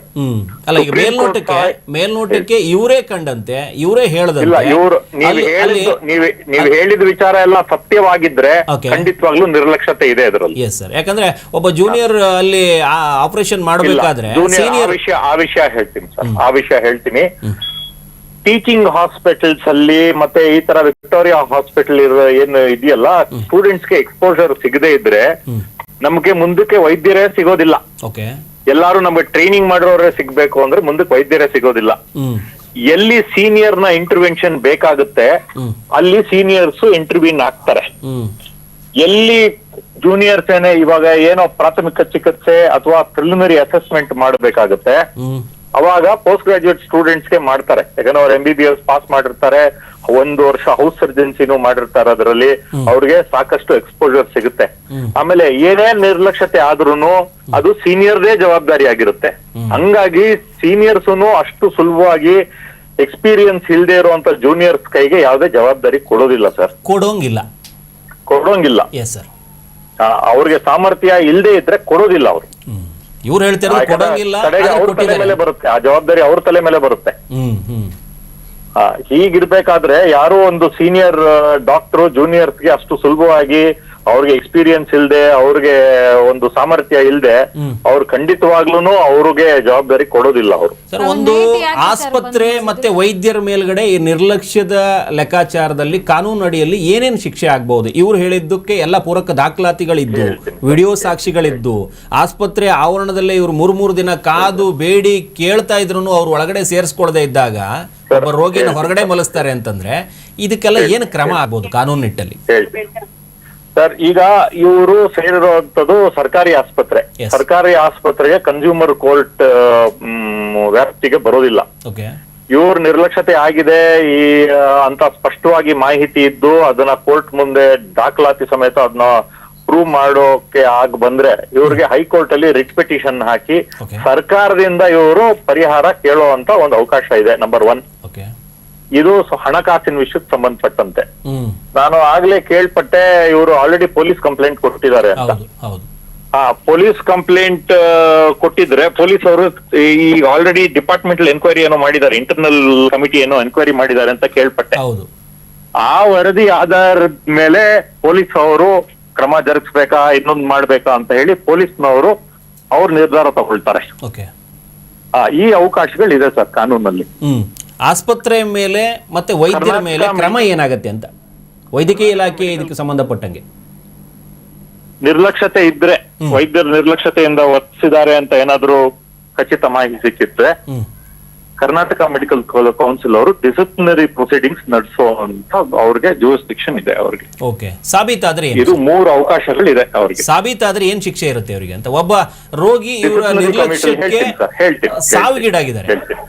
ಹೇಳ್ತೀನಿ. ಸಾಬೀತಾದ್ರೆ ಕರ್ನಾಟಕ ಮೆಡಿಕಲ್ ಕೌನ್ಸಿಲ್ಗೆ 3 ಪವರ್ಸ್ ಇದೆ. ಒಂದು, ಡಾಕ್ಟರ್ಗೆ ವಾರ್ನಿಂಗ್ ಕೊಡುವಂಥದ್ದು. It depends on the quantum of the negligence and the result of the negligence. Warning ಕೊಡ್ತಾರೆ, ಇಲ್ಲ ಅಂದ್ರೆ ಅವ್ರಿಗೆ ಒಂದು 6 ತಿಂಗಳು 3 ತಿಂಗಳು ಅವರು ಪ್ರಾಕ್ಟೀಸ್ ಮಾಡದೆ ಅವ್ರ ಲೈಸೆನ್ಸ್ ನ ರದ್ದುಪಡಿಸ್ತಾರೆ. ತೀವ್ರ ನಿರ್ಲಕ್ಷ್ಯತೆ ಇದೆ ಅಂತ ಗೊತ್ತಾದ್ರೆ ಪರ್ಮನೆಂಟ್ ಆಗಿ ಅವರ ಲೈಸೆನ್ಸ್ ನ ಕ್ಯಾನ್ಸಲ್ ಮಾಡ್ತಾರೆ. ಅವ್ರಿನ್ ಮುಂದೆ ಪ್ರಾಕ್ಟೀಸೇ ಮಾಡಬಾರ್ದು, ವೈದ್ಯರಾಗಿ ಪ್ರಾಕ್ಟೀಸೇ ಮಾಡಕ್ಕಾಗಲ್ಲ. ಈಗ ಹಣಕಾಸಿನ ಪರಿಹಾರ ಏನಿದ್ರು ಹೈಕೋರ್ಟ್ ಮೊರೆ ಹೋಗ್ಬೇಕಾಗ್ತದೆ. ಇವರು ಕನ್ಸ್ಯೂಮರ್ ಕೋರ್ಟ್ ವ್ಯಾಪ್ತಿಗೆ ಬರೋದಿಲ್ಲ. ನೇರವಾಗಿ ರಿಟ್ ಹಾಕಬಹುದು. ರಿಟ್ ಪಿಟಿಷನ್ ಹಾಕಿ ಹೈಕೋರ್ಟ್ ಮುಂದೆ ನಿರ್ಲಕ್ಷ್ಯತೆ ಇದ್ದೆ ಅಂತ ಸಾಬೀತು ಮಾಡಕ್ಕೆ ಇವ್ರಿಗಾದ್ರೆ ಹೈಕೋರ್ಟ್ ಪರಿಹಾರ ಕೊಡುತ್ತೆ. ಧನ್ಯವಾದ ಸರ್, ನಮಸ್ಕಾರ. ಅಂದರೆ ಇವರು ಹೇಳ್ತಾ ಇರೋದು ಕಾನೂನು ಅಡಿಯಲ್ಲಿ ನಾವು ಸಾಕ್ಷಿ ಆಧಾರಗಳನ್ನು ಹೋಗಿ ತಲುಪಿಸಿ ಮತ್ತದೇ ಸರ್ಕಾರದ ಅಡಿಯಲ್ಲಿ ಈ ನ್ಯಾಯದ ನಿರೀಕ್ಷೆ ಮಾಡುವಂಥದ್ದೇನಿದೆ, ಅದೇ ಅಡಿಯಲ್ಲೇ ಬಂದಿರುವಂಥ ವೈದ್ಯರುಗಳು ಅವ್ರನ್ನ ಕಾಪಾಡೋದಕ್ಕಂತನೇ ಒಂದು ವರ್ಗ, ಅದಕ್ಕೊಂದಷ್ಟು ಬೆಂಗಾವಲಾಗಿ ನಿಂತಿರುವಂಥ ಒಂದು ತಂಡ, ಇವ್ರನ್ನೆಲ್ಲರನ್ನೂ ಎದುರಿಸಿ ಇವ್ರ ನ್ಯಾಯದ ನಿರೀಕ್ಷೆ ಮಾಡ್ತಾ ಇದ್ರೆ ಸಿಗುವಂಥದ್ದೇನೂ ಇಲ್ಲ. ಇಲ್ಲಿ ಹೈಕೋರ್ಟಿಗೆ ಇವರು ರಿಟ್ ಹಾಕ್ಕೊಂಡು ಅಪೀಲ್ಗೆ ಹೋಗಿ ನಮ್ಮಲ್ಲಿ ಈ ರೀತಿ ಆಗಿದೆ, ನನ್ನ ಗಂಡ ಇವರ ನಿರ್ಲಕ್ಷ್ಯದಿಂದನೇ ತೀರ್ಕೊಂಡಿದ್ದಾರೆ ಅನ್ನುವಂಥ ನಿಟ್ಟಲ್ಲಿ ಒಂದಷ್ಟು ಏನಾದರೂ ಪೂರಕ ದಾಖಲಾತಿ ಇವ್ರ ಹತ್ರ ಇರುವಂಥದ್ದನ್ನೆಲ್ಲ ತಗೊಂಡು ಹೋದ್ರಿ. ಎಲ್ಲ ವಿಡಿಯೋ ಚಿತ್ರೀಕರಣ, ಈಗೆಲ್ಲ ಡಿಜಿಟಲ್ ಸಾಕ್ಷಿಗಳು ತುಂಬ ಪ್ರಭಾವ ಬೀರೋದ್ರಿಂದ ವಿಚಾರಣೆಯಲ್ಲಿ ಇವರು ತಗೊಂಡೋಗಿ ಸರಿಯಾಗಿ ನಾವು ಕೂತ್ಕೊಂಡ್ರೆ, ನಾವಂತೂ ಇದ್ದೀವಿ ಕಾನೂನು ರೂಪದಲ್ಲಿ ನಿಮ್ಮ ಹೋರಾಟಕ್ಕೆ ಕರ್ನಾಟಕ ನ್ಯೂಸ್ ಬೀಟ್ ನಿಮಗೆ ಲೀಗಲ್ ಅಡ್ವೈಸ್ ನಮ್ಮ ಕಡೆಯಿಂದನೇ ಒಂದು ನಿಮಗೊಂದು ವ್ಯವಸ್ಥೆ ಮಾಡಿಕೊಡ್ತೀವಿ. ಅದು ನಮ್ಮ ಭರವಸೆ. ನೀವು ಯಾವುದೇ ಕಾನೂನು ಸಲಹೆಗಾರನ ಇಡೋ ಇದಿಲ್ಲ. ನಮ್ಮಿಂದಾಗಿ ನಿಮಗೆ ಕಾನೂನು ರೂಪದಲ್ಲಿ ಏನೇನು ಮಾಡೋದಕ್ಕಾಗುತ್ತೋ ಆ ಭರವಸೆಯನ್ನು ನಾವು ನಮ್ಮ ನ್ಯೂಸ್ ಬೀಟ್ ವತಿಯಿಂದ ಮಾಡಿಕೊಡ್ತೀವಿ. ನಮ್ಮ ವಕೀಲರ ತಂಡ ನಿಮ್ಮ ಜೊತೆಗಿದ್ದೇ ಇರುತ್ತೆ. ಅದು ನಮ್ಮ ಪತ್ರಿಕಾ ತಂಡದ ವಕೀಲರಿದ್ದಾರೆ, ಅವರು ನಿಮ್ಮ ಜೊತೆಗೆ ನಿಂತುಕೊಳ್ಳುತ್ತಾರೆ. ಆದಷ್ಟು ಭರವಸೆ ಕೊಡ್ತೀನಿ. ನಾನು ಅದನ್ನೇ ಹೇಳ್ತಾ ಇದ್ದೀನಿ, ನಿಮ್ಮ ಮುಂದಿನ ದಿನಗಳ ಭರವಸೆಯನ್ನು ಕೊಡಬಹುದು. ಈ ಹಿಂದೆ ಕಳ್ಕೊಂಡಿರೋ ದಿನಗಳದ್ದು ಅದು ಮುಗಿದ ಅಧ್ಯಾಯ. ಆದರೆ ಯಾರು ಆ ಮುಗಿದ ಅಧ್ಯಾಯಕ್ಕೆ ಪೆನ್ ಹಿಡಿದಿದ್ದಾನೋ ಅವನನ್ನು ಮಾತ್ರ ಬಿಡೋ ಪ್ರಶ್ನೆ ಇಲ್ಲ ಅಂತ. ಆ ತಂಡ ಏನಿದಾರೋ ಇಡೀ ವಿಕ್ಟೋರಿಯಾ ಆಸ್ಪತ್ರೆ ಹತ್ರ ನಮ್ಮ ಗಾಡಿಗಳು ನಿಂತ್ಕೊಳ್ಬೇಕು. ಹೌದು ಸರ್, ನಿಮ್ಮಂತ ಬಡವರು ಯಾರ್ಯಾರು ಇದಾರೋ, PG ಸ್ಟೂಡೆಂಟ್ ಅಂತ ಇದ್ರಲ್ಲೇ ಇದೆ ನೋಡಿ ಸರ್. ಒಬ್ಬ ಜೂನಿಯರ್ PG ಸ್ಟೂಡೆಂಟ್ ಕೈಲಿ ಮಾಡಿಸಬಾರ್ದು ಅನ್ನುವಂಥದ್ದೇನಿಲ್ಲ ಅಮ್ಮ, ಮಾಡಿಸಬಾರ್ದು ಅನ್ನುವಂಥದ್ದೇನಿಲ್ಲ. ಸರ್ಕಾರಿ ಆಸ್ಪತ್ರೆಗಳಲ್ಲಿ ಜೂನಿಯರ್ಸ್ ಕಡೆಯಿಂದ ಕೆಲಸ ಮಾಡಿಸ್ತಾರೆ. ಆದರೆ ಮಾಡಿಸ್ತಾ ಇದ್ದೀನಿ ಅಂತ ರೋಗಿಯ ಒಪಿನಿಯನ್ ತಗೋಬೇಕು, ಒಪ್ಪಿಗೆ ತಗೋಬೇಕು. ಅದಾದ ನಂತರದಲ್ಲಿ ಆ ಜೂನಿಯರ್ ಜೊತೆಗೆ ಹಿರಿಯ ವೈದ್ಯರು ನಿಂತುಕೊಂಡು ಮಾರ್ಗದರ್ಶನ ಮಾಡಬೇಕು. ಅವರ ಮುಂದಾಳತ್ವದಲ್ಲಿ ನಡಿಬೇಕು. ಒಬ್ಬರೇ ಒಬ್ಬ ವ್ಯಕ್ತಿ ಕಡೆಯಿಂದ ನೈಟ್ 11:15 ಅದ್ರದ್ದು ವಿಡಿಯೋ ಇಟ್ಟಿದ್ದೀರಲ್ಲ. ಅಂದ್ರೆ ಎಷ್ಟು ನಿರ್ಲಕ್ಷ್ಯ ಮಾಡೋಕ್ಕಾಗುತ್ತೋ, ಎಷ್ಟು ಅಂದರೆ ಬೇರೆ ಬೇರೆ ಏನು ಪ್ರಯೋಗ ಮಾಡೋಕ್ಕಾಗುತ್ತೋ ಅಷ್ಟೂ ಪ್ರಯೋಗ ಮಾಡಿಬಿಟ್ಟು ಒಬ್ಬರ ಜೀವನೇ ಬಲಿ ತಗೊಂಡ್ಬಿಟ್ಟಿದ್ದಾರೆ. ವಿಕ್ಟೋರಿಯಾ ಆಸ್ಪತ್ರೆ ಮತ್ತೆ ಹೇಳ್ತಾ ಇದ್ದೇವೆ, ವಿಕ್ಟೋರಿಯಾ ಅಂತ ಆಸ್ಪತ್ರೆ ಕರ್ನಾಟಕದ ಉದ್ದಗಲಕ್ಕೂ ಇದೆ. ಸರ್ಕಾರಿ ಆಸ್ಪತ್ರೆಗಳ ಹಣೆ ಬರ ಹೆಚ್ಚು ಕಡಿಮೆ ಹಿಂಗೆ ಇದೆ. ಅಲ್ಲಿ ಬೆಡ್ನ ವ್ಯವಸ್ಥೆ ಇಲ್ಲ, ಅಲ್ಲಿ ಸರಿಯಾಗಿ ನೋಡ್ಕೊಳ್ಳೋರಿಲ್ಲ, ರಕ್ತಸ್ರಾವ ಆಗ್ತಾ ಇದೆ, ಹತ್ತಿ ತಗೊಂಡ್ಬರೋದಕ್ಕೆ ಇವ್ರನ್ನ ಕಳಿಸ್ತಾರಂತಂದ್ರೆ ಇನ್ನೆಷ್ಟು ದುರ್ದೈವದ ಪರಿಸ್ಥಿತಿಯಲ್ಲಿ ವಿಕ್ಟೋರಿಯಾ ಆಸ್ಪತ್ರೆ ಇದೆ ಅಂತ ನಮ್ಗೆ ಕಳಿಸ್ತಾ ಇದಾರೆ, ಅಪ್ಪ ಕೈಗೆ ಕಳಿಸ್ತಾ ಇದಾರೆ, ನನ್ಗೆ ಕಳಿಸ್ತಾರೆ. ಹೋಗಿ ಒಬ್ಬರೇ ಬಂದ್ಬಿಟ್ಟು ನರ್ಸ್ ಸಪೋರ್ಟು ಇಲ್ಲ, ನರ್ಸು ಇಲ್ಲ, ಒಬ್ರು ಡಾಕ್ಟ್ರು, ಯಾವ ಡಾಕ್ಟ್ರು ಇಲ್ಲ. ಅಲ್ಲಿ ಕುಯ್ದ್ಬಿಟ್ಟು ರಕ್ತ ಹೋಗ್ತಾ ಇರುತ್ತೆ. ಅದರಲ್ಲಿ ಇನ್ನೊಬ್ರು ಡಾಕ್ಟ್ರು ಯೋಚನೆ ಮಾಡ್ಕೊಂಡು, ಶ್ರೀನಿವಾಸ್ ಡಾಕ್ಟ್ರು ಯೋಚನೆ ಮಾಡ್ಕೊಂಡು ಈ ತರ ಇನ್ನೊಬ್ರು ಡಾಕ್ಟರ್ಗೆ ಫೋನ್ ಮಾಡ್ತಾ ಇದ್ದಾರೆ, ರಕ್ತ ಹೋಗ್ತಾ ಇದೆ, ಏನ್ ಮಾಡೋದು ಗೊತ್ತಿಲ್ಲ, ನೀನು ಬೇಗ ಬಾ ಅಂತ ಫೋನ್ ಮಾಡ್ತಾರೆ. ಶ್ರೀನಿವಾಸ್ ಡಾಕ್ಟರ್ ಅಂದ್ರೆ ಅದೇ ಜೂನಿಯರು. ಸರ್, ಇದ್ರ ಬಗ್ಗೆ ಮಾತನಾಡೋದಕ್ಕೆ ನಮ್ಮ ಜೊತೆ ಡಾಕ್ಟರ್ ನಾಗಲಕ್ಷ್ಮಿ ಚೌಧರಿ ಅವರು, ಕರ್ನಾಟಕ ರಾಜ್ಯ ಮಹಿಳಾ ಆಯೋಗದ ಅಧ್ಯಕ್ಷೆ ಜಾಯ್ನ್ ಆಗಿದೆ. Sir, over to you. Madam ನಮಸ್ತೆ. ಹಲೋ ಮೇಡಮ್ ನಮಸ್ತೆ. ನಾಗರಾಜ್ ಅವರೇ ನಮಸ್ಕಾರ. ನಾಗರಾಜ್ ಅವರೇ, ಈಗ 2 ನಿಮಿಷ ನಾನು ಸುದ್ದಿ ಏನೇನಾಗಿದೆ ಹೇಳ್ಬಿಡ್ತೀನಿ. ಮೊದಲಿಗೆ ಇದು ಫೆಬ್ರವರಿ 19ನೇ ತಾರೀಕು 20ನೇ ತಾರೀಕು ಹೋಗಿ 19ನೇ ತಾರೀಕು ಇವರು ವಿಕ್ಟೋರಿಯಾ ಆಸ್ಪತ್ರೆಗೆ ಗುದದ್ವಾರದಲ್ಲಿ ಇವ್ರ ಪತಿಗೆ ಸಣ್ಣದಾಗ ಒಂದು ಗುಳ್ಳೆ ಎದ್ದಿದೆ ಅಂತ ಹೇಳ್ಬಿಟ್ಟು ಹೋಗಿ ಆಸ್ಪತ್ರೆಗೆ ಅಡ್ಮಿಟ್ ಆಗ್ಬಿಡ್ತಾರೆ. ಅದಾದ ನಂತರದಲ್ಲಿ ಚಿಕಿತ್ಸೆ ನೆಪದಲ್ಲಿ ಇವರು ವಾರ್ಡಲ್ಲೇ ಚಿಕಿತ್ಸೆ ಮಾಡಿಬಿಡ್ತಾರೆ. ಆಪರೇಷನ್ ಥಿಯೇಟ್ರಲ್ಲ, ವಾರ್ಡ್ ರೂಮಲ್ಲಿ ಒಬ್ಬ ಜೂನಿಯರ್ ವೈದ್ಯ ಇವರಿಗೆ ಆಪರೇಷನ್ ಮಾಡ್ತಾರೆ. ತೀವ್ರ ಸ್ತರದ ರಕ್ತಸ್ರಾವ ಆಗತ್ತೆ, ನರ್ಸ್ಗಳು ಕೂಡ ಇರೋದಿಲ್ಲ. ಇವರನ್ನ ಹತ್ತಿ ತರೋದಕ್ಕೆ ಅದಕ್ಕೆ ಇದಕ್ಕೆ ಅಂತ ಇವ್ರನ್ನೇ ಓಡಿಸ್ತಾರೆ. ಆಸ್ಪತ್ರೆ ಎಷ್ಟು ನಿರ್ಲಕ್ಷ್ಯ ವಹಿಸುತ್ತೆ ಅಂತಂದರೆ, ಈ ಅಂಥ ರಕ್ತಸ್ರಾವ ಆಗೋರು ಟೈಮಲ್ಲೇ ಗಂಭೀರತೆ ಅರ್ಥ ಏನು ಮಾಡ್ತಾರೆ, ಅವರು ಡಿಸ್ಚಾರ್ಜ್ ಮಾಡಿಬಿಡ್ತಾರೆ. ಪಾಪ ಈ ಫ್ಯಾಮಿಲಿ ಮನೆಗೆ ಹೋಗೋಕ್ಕೂ ಆಗದೆ, ಅಲ್ಲಿರೋಕ್ಕೂ ಆಗದೆ, ಬೇರೆ ಆಸ್ಪತ್ರೆಗೆ ಹೋಗೋಕ್ಕೆ ದುಡ್ಡು ಇಲ್ಲದೇನೆ ಆಸ್ಪತ್ರೆ ಒಳಗಡೆ 3 ದಿನ 4 ದಿನ ಕಾಯ್ತಾರೆ. ಆಸ್ಪತ್ರೆ ಅಂದರೆ ಆವರಣದಲ್ಲೇ, ಒಳಗಡೆ ಅಂತೂ ಅಡ್ಮಿಷನ್ ಇಲ್ಲ. 4 ಜನ ಮಕ್ಕಳನ್ನು ಹಾಕ್ಕೊಂಡು ಆ ತಾಯಿ ಅಲ್ಲೇ ಕಾಯ್ತಾ ಇರ್ತಾರೆ. ಅದಾದ ನಂತರದಲ್ಲಿ ಸ್ವಲ್ಪ ದಿನ ಆದ ಮೇಲ್ಗಡೆ ಪ್ಲಾಸ್ಟಿಕ್ ಸರ್ಜರಿಗೆ ಓಡಾಟಗಳು ಮಾಡ್ತಾರೆ. ಪ್ಲಾಸ್ಟಿಕ್ ಸರ್ಜರಿ ಮಾಡೋದಿಲ್ಲ. ಮಾರ್ಚ್ 15ನೇ ತಾರೀಕು ಇವ್ರ ಪತಿ ತೀರ್ಕೊಡ್ತಾರೆ. ಅದು ಇವ್ರ ಕಣ್ಣು ಮುಂದೆನೇ ಮನೆಯಲ್ಲಿ ತೀವ್ರ ಥರದ ರಕ್ತಸ್ರಾವ, ಅಂದರೆ ಬಾಡಿಲಿ ಒಂದು ಹನಿನೂ ರಕ್ತ ಇರೋದಿಲ್ಲ, ಅಷ್ಟು ರಕ್ತಸ್ರಾವ ಆಗಿ ತೀರ್ಕೊಡ್ತಾರೆ. ನೀರೇ ಹೋಗ್ಬಿಡುತ್ತೆ ಸರ್. ಆ ಮಹಿಳೆ ನಮ್ಮ ಸ್ಟುಡಿಯೋದಲ್ಲಿದ್ದಾರೆ, ಕೇಳಿದ್ರೆ ಕರುಳು ಚುರುಕನತ್ತೆ. ಒಂದು ಹಂತಕ್ಕೆ ಈ ವಿಕ್ಟೋರಿಯಾ ಆಸ್ಪತ್ರೆ ಯಮರೂಪಿ ಆಗಿದೆ ಅಂದ್ರೂ ತಪ್ಪಲ್ಲ. ಅಂಥ ವೈದ್ಯರ ನಿರ್ಲಕ್ಷ್ಯದ ಬಗ್ಗೆ ಮಹಿಳೆಯರ ಧ್ವನಿಯಾದ ನಿಮ್ಮ ಮೊದಲ ಮಾತು. ತಾಯಿ ನಮಸ್ಕಾರ. ನಮಸ್ತೆ. ಅಲ್ಲಿ ಯಾಕೆ ಆತರ ಆಯ್ತು, ಯಾಕೆ ಅಂದ್ರೆ ಅವರಲ್ಲಿ ಬ್ಲಡ್ ಕ್ಲಾಟಿಂಗ್ ಫ್ಯಾಕ್ಟರ್ ಇತ್ತೋ ಇಲ್ವೋ ಫಸ್ಟ್ ಚೆಕ್ ಮಾಡ್ಲಾರ್ದೆ ಅದನ್ನ ಅಲ್ಲೇ ಮಾಡಿದ್ರ ಏನು ಅನ್ನೋದು ನನ್ಗೆ ಸರಿಯಾಗಿ ಗೊತ್ತಿಲ್ಲ. ಖಂಡಿತವಾಗ್ಲೂ ಈ ಕೇಸ್ ವಿಚಾರವಾಗಿ ನಿಮ್ಮ ಹತ್ರನೇ ಎಲ್ಲ ದಾಖಲೆಗಳನ್ನ ತಗೊಂಡು ನಾನೇ ಖುದ್ದಾಗಿ ಆಯುಕ್ತರಿಗೆ ಮಾತಾಡಿ ಬರಿತೀನಿ, ಮತ್ತೆ ಅಲ್ಲಿನ ವಿಕ್ಟೋರಿಯಾ ಡೀನ್ ಅವ್ರಿಗೂ ಸಹ ಮಾತಾಡ್ತೀನಿ. ಈ ಯಾಕೆ ಈ ತರ ಆಯ್ತು, ಅಂದ್ರೆ ಅವರೇ ಬೆಡ್ ಮೇಲೆ ಮಾಡುವಂತದ್ದು ಏನಿತ್ತು, ಒಂದು ಸಣ್ಣ ಒಂದು ಕೆಲವೊಂದ್ಸಲ ಏನಾಗುತ್ತೆ ಈ ಪಸ್ ಎಲ್ಲ ತುಂಬಿಕೊಂಡಿದ್ರೆ ಅವ್ರು ಅಲ್ಲೇ ಅದನ್ನ ಡಿಸ್ಚಾರ್ಜ್ ಮಾಡ್ಬಿಟ್ಟು ಆ ಪಸ್ನೆಲ್ಲಾನು ಇದು ಕ್ಲೋಸ್ ಮಾಡ್ಬಿಡ್ತಾರೆ. ಸೀರಿಯಸ್ ಇದ್ದಾಗ ಓಟಿಗೆ ತಗೊಂಡೋಗ್ತಾರೆ, ಆಪರೇಷನ್ ಇದನ್ನೆಲ್ಲ ಅಲ್ಲಿ ಇದ್ ಮಾಡ್ಕೊಳ್ತಾರೆ. ಬಟ್ ಈ ಕೇಸಲ್ಲಿ ಯಾಕೆ ಈ ತರ ಮಾಡಿದ್ರು ಏನು, ಅಥವಾ ಇವ್ರಿಗೆ ಬ್ಲಡ್ ಡಿಫಿಷಿಯನ್ಸಿ ಇತ್ತಾ, ಜೂನಿಯರ್ ಡಾಕ್ಟರ್ ತರಬೇತಿಲಿ ಇರುವಂತ ಅಲ್ಲ, ವಾಟ್ ಎವರ್ ಇಟ್ ಇಸ್ ಅದು ಏನು ಅಂತ ನನ್ಗೆ ಸಂಪೂರ್ಣ ಮಾಹಿತಿ ಇಲ್ಲ. ಖಂಡಿತವಾಗ್ಲೂ ಆ ತಾಯಿಯ ಎಲ್ಲಾ ಡಾಕ್ಯುಮೆಂಟ್ಸ್ ನನ್ಗೆ ಸಬ್ಮಿಟ್ ಮಾಡಿ ನಾನು ಖಂಡಿತವಾಗ್ಲೂ ಡೀನ್ ಅವ್ರಿಗೆ ಮತ್ತೆ ಆಯುಕ್ತರಿಗೆ ಮತ್ತೆ ಹೆಲ್ತ್ ಮಿನಿಸ್ಟರ್ ಸರ್ಕಾರದ ಗಮನದ ತನಕನೂ ಇಲ್ಲಿ ಯಾರೇ ತಪ್ಪಿತಸ್ಥರಿದ್ರು ಅವರು ಸಂಪೂರ್ಣ ತನಿಖೆ ಆಗ್ಬೇಕು, ಆಮೇಲೆ ಕಾನೂನು ಪ್ರಕಾರ ಕ್ರಮ ಆಗ್ಬೇಕು. ತಪ್ಪಿದ್ರೆ ಇಲ್ದೆ ಹೋದ್ರೆ ಯಾಕೆ ಅನ್ನೋದನ್ನ ಅವರು ಪೇಷಂಟ್ಸ್ ಅವ್ರಿಗೆನೆ ಕರೆಕ್ಟ್ ಆಗಿ ಎಕ್ಸ್ಪ್ಲೈನ್ ಮಾಡ್ಬೇಕು. ಈ ತರ ಇಲ್ಲಿವರೆಗೂ ಅವ್ರಿಗೆ ಏನೂ ಗೊತ್ತಿಲ್ದಂಗೆ ಪಾಪ ಬಡವರಿಗೆ ಆ ಒಂದು ಸ್ಥಿತಿಯಲ್ಲೂ ಸಹ ಅವ್ರು ಇರ್ಕೂಡ್ದು. ಖಂಡಿತವಾಗ್ಲೂ ನಾನು ಸರ್ಕಾರ ಮತ್ತೆ ಅವರು ಆರೋಗ್ಯ ಇಲಾಖೆಯ ಜೊತೆ ಇದನ್ನ ಚರ್ಚೆ ಮಾಡಿ ಮತ್ತು ನಾನು ಅಫಿಷಿಯಲ್ ಆಗಿ ಸಹ ನಾನು ಪತ್ರವನ್ನ ಬರೀತೇನೆ. ಒಂದು ಈ ನಿಟ್ಟಲ್ಲಿ ಇನ್ನೊಂದು ಬಡಪಾಯಿ ಮಹಿಳೆ, 4 ಜನ ಮಕ್ಕಳು ಬದುಕು ಕಂಗೆಟ್ಟು ಕೂತಿದ್ದಾರೆ. ಮಹಿಳಾ ಆಯೋಗದಿಂದ ಇಂಥ ಬಡ ಮಹಿಳೆಗೆ ಯಾವುದೋ ರೀತಿಯಲ್ಲಿ ಸಹಕಾರ ಆಗುವಂಥದ್ದು ಯಾವುದಾದ್ರೂ ಅವಕಾಶ ಸಿಕ್ಕರೆ ದಯಮಾಡಿ ಇವರಿಗೆ ಮಾಡಿ ಅನ್ನುವಂಥ. ನಾನು ಆ ಮಕ್ಕಳು ಏನ್ ಓದ್ತಾ ಇದ್ದಾರೆ, ಏನ್ ಮಾಡ್ತಿದ್ದಾರೆ, ಮತ್ತೆ ತಾಯಿ ಸ್ಥಿತಿ ಎಲ್ಲವನ್ನು ತಿಳ್ಕೊಂಡು ಏನು ಸಹಾಯ ಮಾಡಬಲ್ಲೆ ಖಂಡಿತವಾಗ್ಲೂ ಅವ್ರ ಜೊತೆಯಲ್ಲಿ ನಿಂತ್ಕೊಂಡು ಅವ್ರಿಗೆ ಶಕ್ತಿ ತುಂಬುವಂತ ಕೆಲಸ ಮಾಡ್ತೇನೆ. ಧನ್ಯವಾದ ಮೇಡಮ್, ಧನ್ಯವಾದ, ನಮಸ್ಕಾರ. ನಮ್ಮ ಹತ್ರ ಒಂದೊಂದು ಡಾಕ್ಯುಮೆಂಟ್ ಇದೆ ಸರ್. ಅವರು ವಾರ್ಡಲ್ಲಿ ಮಾಡಿರೋ ಆಪರೇಷನ್ ಮಾಡಿದ್ದು ಅದು ಡಾಕ್ಯುಮೆಂಟು ಇದೆ, ವಿಡಿಯೋ ಇದೆ, ಫೋಟೋ ಇದೆ. ನಾವು ಆವರಣದಲ್ಲಿ 3 ದಿನ ಮಲಗಿದ್ದು ಅದ್ರದ್ದು ಫೋಟೋನು ಇದೆ. ಒಂದೊಂದು ಅವ್ರಿಗೆ ನೆಗ್ಲಿಜೆನ್ಸಿ ಮಾಡಿದ್ದು ಓಪನ್ ಸರ್ಜರಿಯಲ್ಲಿ ಮನೆಗೆ ಕಳಿಸಿರೋದೇ ಅದೇ ಒಂದು ದೊಡ್ಡ ತಪ್ಪು ಅವ್ರದ್ದು. ಅವ್ರಿಗೆ ಹುಷಾರಿಲ್ಲ, ಎಮರ್ಜೆನ್ಸಿ ಇದ್ದಾಗ ಅವರು ವಾರ್ಡಲ್ಲೇ ತಾನೇ ಹಿಡ್ದು ಮಾಡಬೇಕು. ಬಲವಂತವಾಗಿ ನಮಗೆ ಯಾಕೆ ಡಿಸ್ಚಾರ್ಜ್ ಮಾಡಿ ಕಳಿಸ್ಬೇಕು? ನಾವೇನೋ ಅಷ್ಟು ಒಂದು ಕೇವಲವಾಗಿ ಆಗ್ಬಿಟ್ವಾ ಸರ್ ಬಡವರು? ಅವ್ರಿಗೆ ಸೀರಿಯಸ್ ಇದೆ. ನಾನು ಅದಾಗ್ಲಿಂದ ನಾನು ಅದನ್ನೇ ಹೇಳ್ತಾ ಇದ್ದೀನಿ, ನಮಗೆ ಈ ಹಿಂದೆ ಆಗಿರೋದ್ರ ಬಗ್ಗೆ ಕ್ರಮ ತಗೊಳ್ಳಿ ಅಂತ ಹೇಳೋದಕ್ಕೆ ಮಾತ್ರ ನಮ್ಗೆ ಅವಕಾಶ ಇರೋದೀಗ. ನಮಗೆ ಮತ್ತು ಬೇರೆ ಯಾವ ನಿಟ್ಟಲ್ಲೂ ಕೆಲಸಗಳಿಲ್ಲ. ಈಗ ಮಹಿಳಾ ಆಯೋಗದ ನಾಗಲಕ್ಷ್ಮಿ ಚೌಧರಿ ಅವರು ಏನಾದರೂ ಹೇಳಿದ್ರೆ ಅದು ಈಡೇರ್ತು ಅಂತಲೇ ಲೆಕ್ಕ. ನಮ್ಮ ವಾಹಿನಿಯಿಂದ ಹೋಗಿರೋ ಯಾವ ಕೆಲಸವನ್ನು ಅವರು ಬದಿಗೆತ್ತಿಟ್ಟಿಲ್ಲ. ನಿಮ್ಮ ದಾಖಲಾತಿಗಳನ್ನ ಕೊಡಿ, ಯಾವ ರೂಪದಲ್ಲಿ ನಾನು ಸಹಾಯ ಮಾಡ್ಬೋದು ಅಂತ ಕೇಳಿದ್ದಾರೆ ಅಂತಂದರೆ ನಿಮಗೆ ಯಾವುದೋ ರೂಪದಲ್ಲಿ ನಿಮ್ಮ ಮಡಲಿಗೆ ಒಂದಷ್ಟು ಕೆಲಸಗಳು ಸೇರ್ತವೆ. ಅದು ನಮ್ಮ ಭರವಸೆ. ಅದಾದ ನಂತರದಲ್ಲಿ ಆ ಶಿಶು ಮಂದಿರದ ವತಿಯಿಂದ ನಿಮಗೊಂದಷ್ಟು ಇದಾಗುತ್ತೆ. ಕಾನೂನು ರೀತಿಯಲ್ಲಿ ನಾವುಗಳು ನಿಂತ್ಕೊಳ್ತೀವಿ.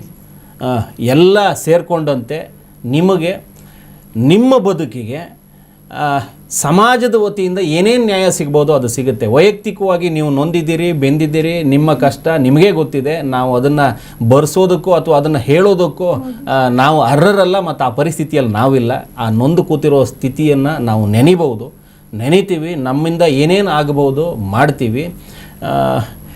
ಮುಂದಿನ ದಿನಗಳಲ್ಲಿ ನಾವು ಯಾವ ಹಂತದಲ್ಲಿ ನಿಮ್ಮ ಜೊತೆಗೆ, ನಿಮ್ಮ ಮಕ್ಕಳ ಜೊತೆಗೆ ನಾವು ಅಣ್ಣ ತಮ್ಮಂದ್ರು ಸಹೋದರ ರೀತಿಯಲ್ಲಿ ನಿಂತುಕೊಂಡು ಏನೇನು ಮಾಡಬಹುದು ಆ ಕೆಲಸವನ್ನು ಮಾಡಿ. ಜೊತೆಲಿ ಸರ್, ಈಗಾಗಲೇ ಈ ಕಷ್ಟ ನೋಡಿ ಮರಗಿರುವಂತಹ ನಾಗೇಶ್ ಅವರು, ಕೇರಳಪುರದ ಆಟೋ ಸಂಘದ ಅಧ್ಯಕ್ಷರು ಕೂಡ ನಮ್ಮ ಜೊತೆ ಜಾಯಿನ್ ಆಗ್ತಿದ್ದಾರೆ. ನಮಸ್ಕಾರ ನಾಗೇಶ್ ಅವರೇ. ನಮಸ್ಕಾರ ಸರ್. ಸರ್ ನಿಮ್ಗೆ ಯಾವಾಗ ಈ ವಿಚಾರ ಗೊತ್ತಾಯಿತು, ತಕ್ಷಣಕ್ಕೆ ನಿಮ್ಗೆ ಏನ್ ಅನ್ಸ್ತಂತ ಈ ವಿಚಾರ ನೋಡಿದಾಗ, ಹೇಗ್ ಸಹಾಯ ಮಾಡಿದ್ರಿ ಅಂತ? ಸರ್ ನನಗೆ ಈ ವಿಚಾರವಾಗಿ ನಮ್ಮ ವೆಂಕಟೇಶ್ ಸರ್ ಅವರು, ವೆಂಕಟೇಶ್ ಸಾರು ಮತ್ತೆ ನಮ್ಮ ನಾಗರಾಜ್ ಸರ್ ಅವರು ಯಾವುದೋ ಒಂದು ನಮ್ಮ ಗ್ಯಾಸ್ ವಿಷಯವಾಗಿ ಒಂದು ಎಪಿಸೋಡ್ ಮಾಡೋದಕ್ಕೆ ಬಂದಿದ್ರು. ಅಂತ ಸಮಯದಲ್ಲಿ ನನಗೆ ಈ ವಿಚಾರ ತಿಳಿದು ಬಂತು. ಒಂದು ಹೆಣ್ಮಗಳಿಗೆ ಅನ್ಯಾಯ ಆಗಿದೆ, ಮತ್ತೆ ಆ ಹೆಣ್ಮಗಳಿಗೆ 4 ಮಕ್ಕಳಿದೆ. ಈ ಒಂದು ಕುಟುಂಬಕ್ಕೆ ಏನಾದ್ರೂ ಒಂದು ಸಹಾಯ ಆಗುತ್ತಾ ಅಂತೇಳಿ ಆಗ ನಾನು ಯೋಚನೆ ಮಾಡ್ಲಿಲ್ಲ. ಆ ಟೈಮಲ್ಲಿ ಆ ಹೆಣ್ಮಕ್ಳು ಅಂತ ಹೇಳಿದ್ರೇನೆ ನಮಗೆ ಒಂದು ತಾಯಿ ತಂಗಿ ಆ ರೀತಿ ಸಮಾನ ನನಗೆ. ಆ ಸಮಯದಲ್ಲಿ ನಾನು ಯೋಚನೆ ಮಾಡಿ ಶಿಶು ಮಂದಿರ ಅನ್ನೋ ಒಂದು ಸಂಸ್ಥೆ ಇದೆ, ಅಲ್ಲಿಗೆ ನಾನು ಕರ್ಕೊಂಡೋಗಿ ಇಮಿಡಿಯೇಟ್ ಆಗಿ ಅಲ್ಲೇ ಅವ್ರಿಗೆ ಏನೇನ್ ವ್ಯವಸ್ಥೆ ಬೇಕು, ತಕ್ಷಣಕ್ಕೆ ಅವ್ರಿಗೆ ಏನೇನ್ ಬೇಕಾಗಿತ್ತು ಅದನ್ನೆಲ್ಲ ಕೂಡ ಅಲ್ಲಿರುವಂತ ಮ್ಯಾನೇಜ್ಮೆಂಟ್ ಅವ್ರ ಹತ್ರ ಮಾತಾಡಿ ಆ ಮಗುಗೆ ಮತ್ತೆ ಆ ಮಕ್ಕಳಿಗೆ ಸ್ಕೂಲ್ ಫೀಸ್ ಕಟ್ಟೋದಾಗ ಇರ್ಬೋದು, ಮತ್ತೆ ಆ ಹೆಣ್ಮಗಳಿಗೆ ಒಂದು ಆಟೋ ಕೊಡೋದಾಗಿರ್ಬೋದು, ಎಲ್ಲವನ್ನು ಟ್ರೈನಿಂಗ್ ಕೊಟ್ಟು DL ಕೊಟ್ಟು ಒಂದು ಆಟೋ ಕೊಟ್ಟು ಮತ್ತೆ ಆ ಮಕ್ಕಳಿಗೆ ಸ್ಕೂಲ್ ಫೀಸ್ ಕಟ್ಟಿ ಎಲ್ಲವನ್ನು ಸಂಪೂರ್ಣವಾಗಿ ಇವತ್ತು ಕನ್ನಡ ನ್ಯೂಸ್ ಬಿಟ್ ಸಂಸ್ಥೆಯವರು, ನಾನು ಎಷ್ಟೋ ಚಾನೆಲ್ಗಳನ್ನ ನಾನು ನೋಡಿದ್ದೀನಿ, ಎಷ್ಟೋ ಚಾನೆಲ್ಗಳಲ್ಲಿ ಡಿಬೇಟ್ಗಳು ಕೂಡ ಹೋಗಿದ್ದೀನಿ ನಾನು.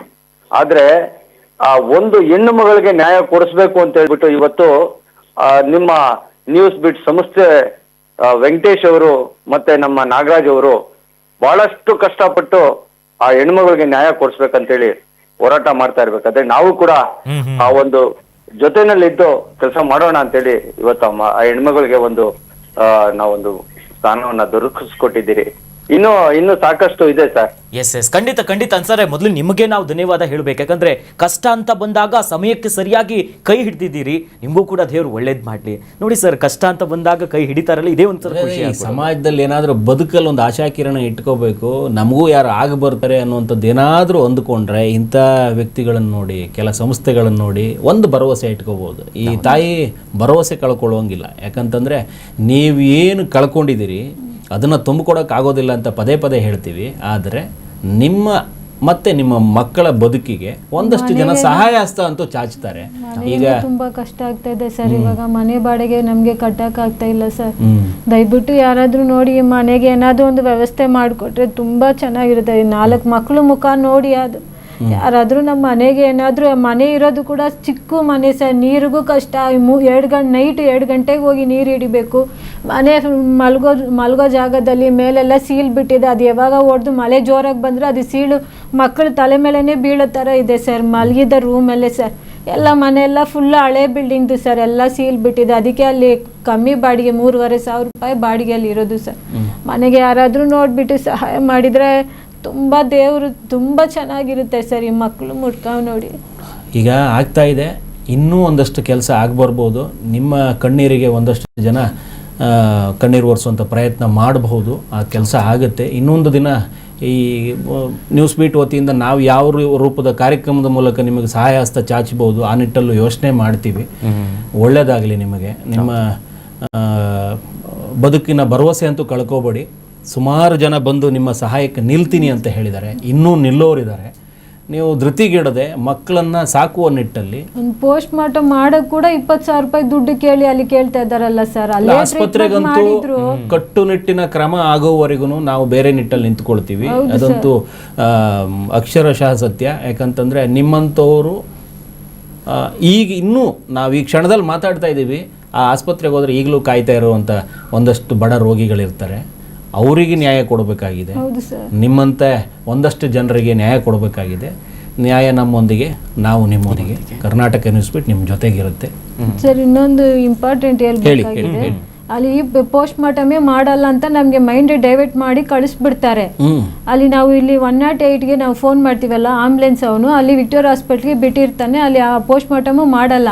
ಆಮೇಲೆ ಅಲ್ಲಿ ಆ ಡ್ರೈವರು ಇನ್ನೊಬ್ರಿಗೆ ಉಮೇಶ ಅಂತ ಅವರಿಗೆ ಫೋನ್ ಮಾಡ್ತಾರೆ. ಉಮೇಶ ಅಂತ ಡ್ರೈವರು ಅವರೇ ಬಂದ್ಬಿಟ್ಟು ನಮ್ಮ ಹತ್ರ 3,000 ರೂಪಾಯಿ ಅಮೌಂಟ್, ಅವನು ಆಂಬುಲೆನ್ಸ್ ಡ್ರೈವರು ನಮ್ಮ ಹತ್ರದಿಂದ 3,000 ರೂಪಾಯಿ ಅಮೌಂಟ್ ತಗೊಂಡು ಮನೆಗೆ ಕರ್ಕೊಂಡು ಬರ್ತಾನೆ ವಿಕ್ಟೋರಿಯಾ ಹಾಸ್ಪಿಟ್ಲಿಂದ. ಅಂದ್ರೆ ಆಂಬುಲೆನ್ಸ್ ಡ್ರೈವರು ಪೋಸ್ಟ್ಮಾರ್ಟಮ್ ಸಂದರ್ಭದಲ್ಲಿ ಅವ್ರು ತೀರಿದ ಮೇಲೆ ಆ ಡ್ರೈವರ್ 3,000 ರೂಪಾಯಿ ತಗೊಂಡು ನಮ್ಮ ಹತ್ರ ಮನೆಗೆ ತಗೊಂಡು ಬರ್ತಾನೆ. ಅವನು ಏನು ಹೇಳ್ತಾನೆ, ಒಬ್ಬ ಮಂಜುಳ ಅಂತ ಮೆಡಾಲ್ ಅಂತ 7th ಕ್ರಾಸಲ್ಲಿ ವಿಲ್ಸನ್ ಗಾರ್ಡನ್ ಅಲ್ಲಿರೋದು ಒಂದು ಮೆಡಾಲ್ ಅಂತ ಒಂದು ಹಾಸ್ಪಿಟ್ಲು. ಅಲ್ಲಿ ಒಬ್ರು ಮಂಜುಳಾ ಡಾಕ್ಟರ್ ಇರ್ತಾರೆ ಸರ್. ಆ ಮಂಜುಳಾ ಡಾಕ್ಟರ್ ಹತ್ರ ಇವನು ಉಮೇಶ್ ಅನ್ನೋನು ಡೈರೆಕ್ಟ್ ಅವ್ರವರೇ ಮಾತಾಡ್ಕೋತಾರೆ. ನಮ್ಮ ನಂಬರು ಅವ್ರಿಗೆ ಕೊಟ್ಟಿರ್ತಾರೆ, ಅವ್ರದ್ದು ನಂಬರು ನಮ್ಮ ಹತ್ರ ಕೊಟ್ಟಿರ್ತಾರೆ. ಆ ಉಮೇಶ್ ಅಂತ ಡ್ರೈವರು ಆ ಮಂಜುಳಾ ಡಾಕ್ಟ್ರಿಗೆ ನಂಬರ್ ಕೊಟ್ಬಿಟ್ಟು ಈ ಥರ ಒಂದು ಡೆತ್ ಸರ್ಟಿಫಿಕೇಟ್ ಮಾಡ್ಕೊಡಿ. ಅದೇ ಅವತ್ತಿನ ನೈಟ್ 15ನೇ ತಾರೀಕು ತೀರೋಗ್ತಾರೆ. ಅವತ್ತಿನ ನೈಟೇ ಅವರು ಕೇರಳಗೆ ಹೋಗ್ಬಿಡ್ತಾರೆ. ಕೇರಳ ಅಲ್ಲಿಗೆ ಮಣ್ಣು ಮಾಡಿಬಿಟ್ಟು 16ನೇ ತಾರೀಕು ಬೆಳಗ್ಗೆ ನಾವು ಮಣ್ಣು ಮಾಡಿಬಿಡ್ತೀವಿ. ಈ ಮೆಡಲ್ ಅಂತ ಕ್ಲಿನಿಕ್ ಅವ್ರು ಏನು ಮಾಡಿರ್ತಾರೆ, ಬಾಡಿ ಚೆಕ್ ಮಾಡಿರಲ್ಲ, ಏನಾಗಿರಂತ ನೋಡಿರಲ್ಲ, ಮುಖ ನೋಡಿರಲ್ಲ, ನಾವು ಯಾರಂತನೂ ಗೊತ್ತಿರಲ್ಲ, ನಾವು ಅಲ್ಲಿಗೆ ಹೋಗಿರಲ್ಲ, ಇಲ್ಲಿಗೆ ಅವರು ಬಂದಿರಲ್ಲ. ಆ ಉಮೇಶ್ ಅಂತ ಡ್ರೈವರು ಅವರು ಮಂಜುಳಾ ಅಂತ ಡಾಕ್ಟ್ರಿಗೆ ಎಲ್ಲ ಮಾತಾಡ್ಬಿಟ್ಟು ನಮ್ಮ ಹತ್ರದಿಂದ ಫೋನ್ಪೇಯಿಂದ 4,000 ರೂಪಾಯಿ, ಆಂಬುಲೆನ್ಸ್ ತಗೊಂಡು ಬರೋಕ್ಕೆ, ಆಂಬುಲೆನ್ಸಿಂದ ಮನೆಗೆ ತಗೊಂಡು ಬರೋಕ್ಕೆ 3,000 ರೂಪಾಯಿ, ತಿರ್ಗಾ ಅದು ರಿಪೋರ್ಟ್ ಮಾಡ್ಕೊಡೋಕ್ಕೆ 4,000 ರೂಪಾಯಿ, ಟೋಟಲ್ 7,000 ರೂಪಾಯಿ ತಗೊಂಡಿರ್ತಾರೆ ಸರ್ ನಮ್ಮ ಹತ್ರ. ಆ ಉಮೇಶ್ ಅದರಲ್ಲಿ ಕಾರ್ಡಿಯಾಕ್ ಅರೆಸ್ಟ್ ಅಂತ ಬಾಡಿ ಚೆಕ್ ಮಾಡಿದೆ. ಬಾಡಿನೇ ಬೆಂಗಳೂರಲ್ಲೇ ಇಲ್ಲ, ಕೇರಳದಲ್ಲಿ ಮಣ್ಣು ಮಾಡಿಬಿಟ್ವಿ.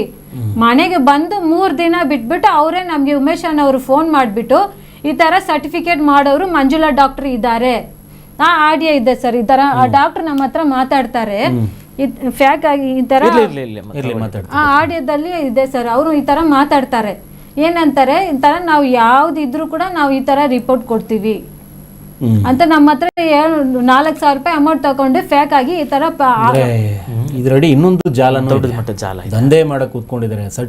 ಡೆತ್ ಸರ್ಟಿಫಿಕೇಟ್ನ ದಂಧೆ ಇದು. ಬಡವರನ್ನ ಹೆಣ ಇಟ್ಕೊಂಡೆ 3,000 ಸುಲಿತಾನಂತ. ಅವ್ನು ಯಾರೋ ಇನ್ನೊಬ್ಬ ಬ್ರೋಕರ್ 3,000 ತಗೊಳ್ಳೋದಕ್ಕೆ, ಅದರ ಜೊತೆಗೆ 4,000 ಸರ್ಟಿಫಿಕೇಟಿಗೆ ಅಂತ ತಗೊತಾರೆ. ಇದನ್ನು ಹೇಳ್ತಾ ಹೋದರೆ ಇವತ್ತು ಇಡೀ ಸಾಕಾಗೋದಿಲ್ಲ. ಇದಕ್ಕೆ ಇನ್ನೊಂದು ಕಾರ್ಯಕ್ರಮ ಮಾಡಿ ಇದನ್ನು ಬೇರೆ ನಿಟ್ಟಲ್ಲಿ, ಯಾಕಂದರೆ ಇವತ್ತು ನ್ಯಾಯದ ನಿರೀಕ್ಷೆಯಿಂದ ಮಾತ್ರ ಮಹಿಳಾ ಆಯೋಗದಿಂದ ಒಂದಷ್ಟು ಭರವಸೆ ಸಿಕ್ಕಿದೆ. ಶಿಶು ಮಂದಿರದವರು, ಆಟೋ ಸಂಘದವರು, ವಕೀಲರು ಒಂದಷ್ಟು ಮಾಹಿತಿಗಳನ್ನ ಕೊಟ್ಟರು. ಈ ನಿಟ್ಟಲ್ಲಿ ಇವತ್ತಿನ ಕಾರ್ಯಕ್ರಮವನ್ನು ಮುಗಿಸ್ಬೇಕು ಅಂತ ಅನಿಸ್ಕೊಳ್ತೀನಿ. ನನಗೆ ಕೊಟ್ಟಿರಿ, ನಾನು ಅದನ್ನು ಎಲ್ಲರಿಗೂ ಕೇಳಿಸುತ್ತೆ, ಕೊಡ್ತೀವಮ್ಮ, ಅದನ್ನ ಕೊಟ್ಟಿರಿ. ಮಂಜುಳಾ ಡಾಕ್ಟ್ರು ಅಂದರೆ ಕಾರ್ಡಿಯಾಕ್ ಅರೆಸ್ಟ್ ಅಂತಾನೆ ಹಾಕ್ಕೊಡ್ತೀನಿ ಅಂತ ಹೇಳ್ತಾ ಇದ್ದಾರೆ. ಅಂದರೆ ನಿಮ್ಗೆ ಯಾವ್ದು ಬೇಕೋ ಅದನ್ನ ಹಾಕ್ಕೊಡೋದಕ್ಕೆ ತಯಾರಿದೆ, ಏನು ಕೇಳೋದಿಲ್ಲ. ಫಸ್ಟ್ ಆಫ್ ಆಲ್ ನಿಮಗೆ ಬಾಡಿನೇ ಬರ್ನ್ ಆಗಿದೆ, ಸುಟ್ಟೋಗಿದೆ ಬಾಡಿ. ಇವರು ಮಾರನೇ ದಿನ ಪರೀಕ್ಷೆನೇ ಇಲ್ಲದೆ ಡೆತ್ ಸರ್ಟಿಫಿಕೇಟ್ ಕೊಡ್ತಾರೆ ಅಂತಂದ್ರೆ, ಪೋಸ್ಟ್ಮಾರ್ಟಮ್ ಸರ್ಟಿಫಿಕೇಟ್ ಕೊಡ್ತಾರೆ ಅಂತಂದ್ರೆ ದುಡ್ಡು ಮಾಡಿರೋದಕ್ಕೆ ಎಲ್ಲವೂ ಇಟ್ಕೊಂಡಿದ್ದಾರೆ ಇವರು. 4,000 ರೂಪಾಯಿ ನಮ್ಮ ಹತ್ರ ಫೋನ್ ಪೇ ಅಲ್ಲಿ ತಗೊಂಡಿದ್ದು, ಅದು ಕೂಡ ಇದೆ ಅವ್ರ ಹೆಸರಲ್ಲಿ. ಉಮೇಶ್ ಅವ್ರು ತಗೊಂಡಿದ್ದು 4,000 ರೂಪಾಯಿ ತಗೊಂಡು ಇದೊಂದು ದೊಡ್ಡ ದಂಧೆ ಕಾಣಿಸ್ತಾ ಇದೆ. ವಿಕ್ಟೋರಿಯಾ ಆಸ್ಪತ್ರೆ ಮತ್ತು ಆಸ್ಪತ್ರೆಯ ಒಳಗಡೆ ಇರುವ ರಾಕ್ಷಸರುಗಳನ್ನು ಸಂಹಾರ ಮಾಡದೇ ಇದ್ದರೆ ಈ ಆ ಆಸ್ಪತ್ರೆ ನಂಬದ ಬಡವರಿಗಂತೂ ಉಳಿಗಾಲ ಇಲ್ಲ ಅನ್ನುವಂಥದ್ದು ಸ್ಪಷ್ಟ.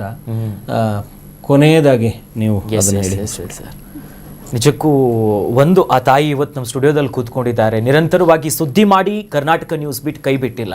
ನಂತರದಲ್ಲಿ ಶಿಶು ಮಂದಿರ ನಮ್ಮ ಜೊತೆ ಬರುತ್ತೆ, ನಂತರದಲ್ಲಿ ಆಟೋ ಚಾಲಕದ ಅಧ್ಯಕ್ಷರಾಗಿರುವಂಥ ನಾಗೇಶ್ ಅವರ ಜೊತೆ ಸೇರ್ಕೊಂತಾರೆ. ನಾವೊಂದಿಷ್ಟು ಸಹಕಾರಗಳನ್ನ ಕೊಡ್ತೀವಿ. ಇಲ್ಲಿಂದ ಶುರುವಾಗುತ್ತೆ ಅಂತಂದ್ರೆ ಆಸ್ಪತ್ರೆಗೆ ಸೇರಿಸಿದ ದಿನದಿಂದಲೂ ಕೂಡ ವೈದ್ಯರ ನಿರ್ಲಕ್ಷ್ಯ, ಶವಗಾರದಲ್ಲಾಗಿರುವಂಥ ಹಣ ಕೇಳೋದು, ಆಂಬ್ಯುಲೆನ್ಸ್ ಸರಿಯಾಗಿ ಸಿಗೋದಿಲ್ಲ, ಎಲ್ಲ ಸಾಲು ಸಾಲು ಅವಾಂತರಗಳು ಕಣ್ಮುಂದೆ ಇದೆ. ಒಂದಿಷ್ಟು ದಾಖಲೆಗಳಿದೆ. ಈಗಾಗಲೇ ಸಂಬಂಧಪಟ್ಟಂತ ಇಲಾಖೆ ಇರ್ಬೋದು, ಕಾನೂನಾತ್ಮಕವಾಗಿ ಏನ್ ಮಾಡಬಹುದು ಅನ್ನೋದ್ರ ಬಗ್ಗೆಯೂ ಕೂಡ ನಾವು ಮುಂದೆ ಇಟ್ಟಿದ್ವಿ. ಹಾಗಾಗಿ ಆರೋಗ್ಯ ಇಲಾಖೆ ಅನಾರೋಗ್ಯವಾಗಿ ಒಂದು ಕುಟುಂಬವನ್ನ ಯಾವ ರೀತಿಯಾಗಿ ಏನೇನು ಮಾಡಬಹುದು ಅನ್ನೋದಕ್ಕೆ ಸ್ಪಷ್ಟವಾಗಿದೆ. ಹಾಗಾಗಿ ಕರ್ನಾಟಕ ನ್ಯೂಸ್ ಬಿಟ್ ಹೇಳೋ ಹಾಗೆ ನ್ಯಾಯ ನಮ್ಮೊಂದಿಗೆ, ನಾವು ನಿಮ್ಮೊಂದಿಗೆ ಅನ್ನೋ ನಿಟ್ಟಿನಲ್ಲಿ ಇದು ಇಲ್ಲಿಗೆ ಮುಗಿತಾ ಇಲ್ಲ. ಕರ್ನಾಟಕ ನ್ಯೂಸ್ ಬಿಟ್ ಇದನ್ನ ಫಾಲೋ ಅಪ್ ಮಾಡುತ್ತೆ. ಹಾಗಾಗಿ ನಾವು ಸ್ಕ್ರೀನ್ ಮೇಲೂ ಕೂಡ ಇವರ ನಂಬರು, ಇವರ ಫೋನ್ ಪೇಗೆ ಸಂಬಂಧಪಟ್ಟಂತೆ ನಂಬರ್ಸ್ಗಳನ್ನ ಹಾಕಿರ್ತೀವಿ. ನಮ್ಮಿಂದ ಅಳಲು ಸೇವೆಯನ್ನು ಈಗಾಗಲೇ ಮಾಡಿದ್ದೀವಿ. ನೀವು ಕೂಡ ಅವರ ಜೊತೆ ಕೈ ಜೋಡಿಸಿ. ಇದಾಗಿತ್ತು ಹೊತ್ತಿನ ವಿಶೇಷ. ನೋಡ್ತಾ ಇರಿ ಕರ್ನಾಟಕ ನ್ಯೂಸ್ ಬೀಟ್, ನ್ಯಾಯ ನಮ್ಮೊಂದಿಗೆ, ನಾವು ನಿಮ್ಮೊಂದಿಗೆ. ಕರ್ನಾಟಕ ನ್ಯೂಸ್ ಬೀಟ್ ಫಾಲೋ ಮಾಡಿ, ಸಬ್ಸ್ಕ್ರೈಬ್ ಮಾಡಿ.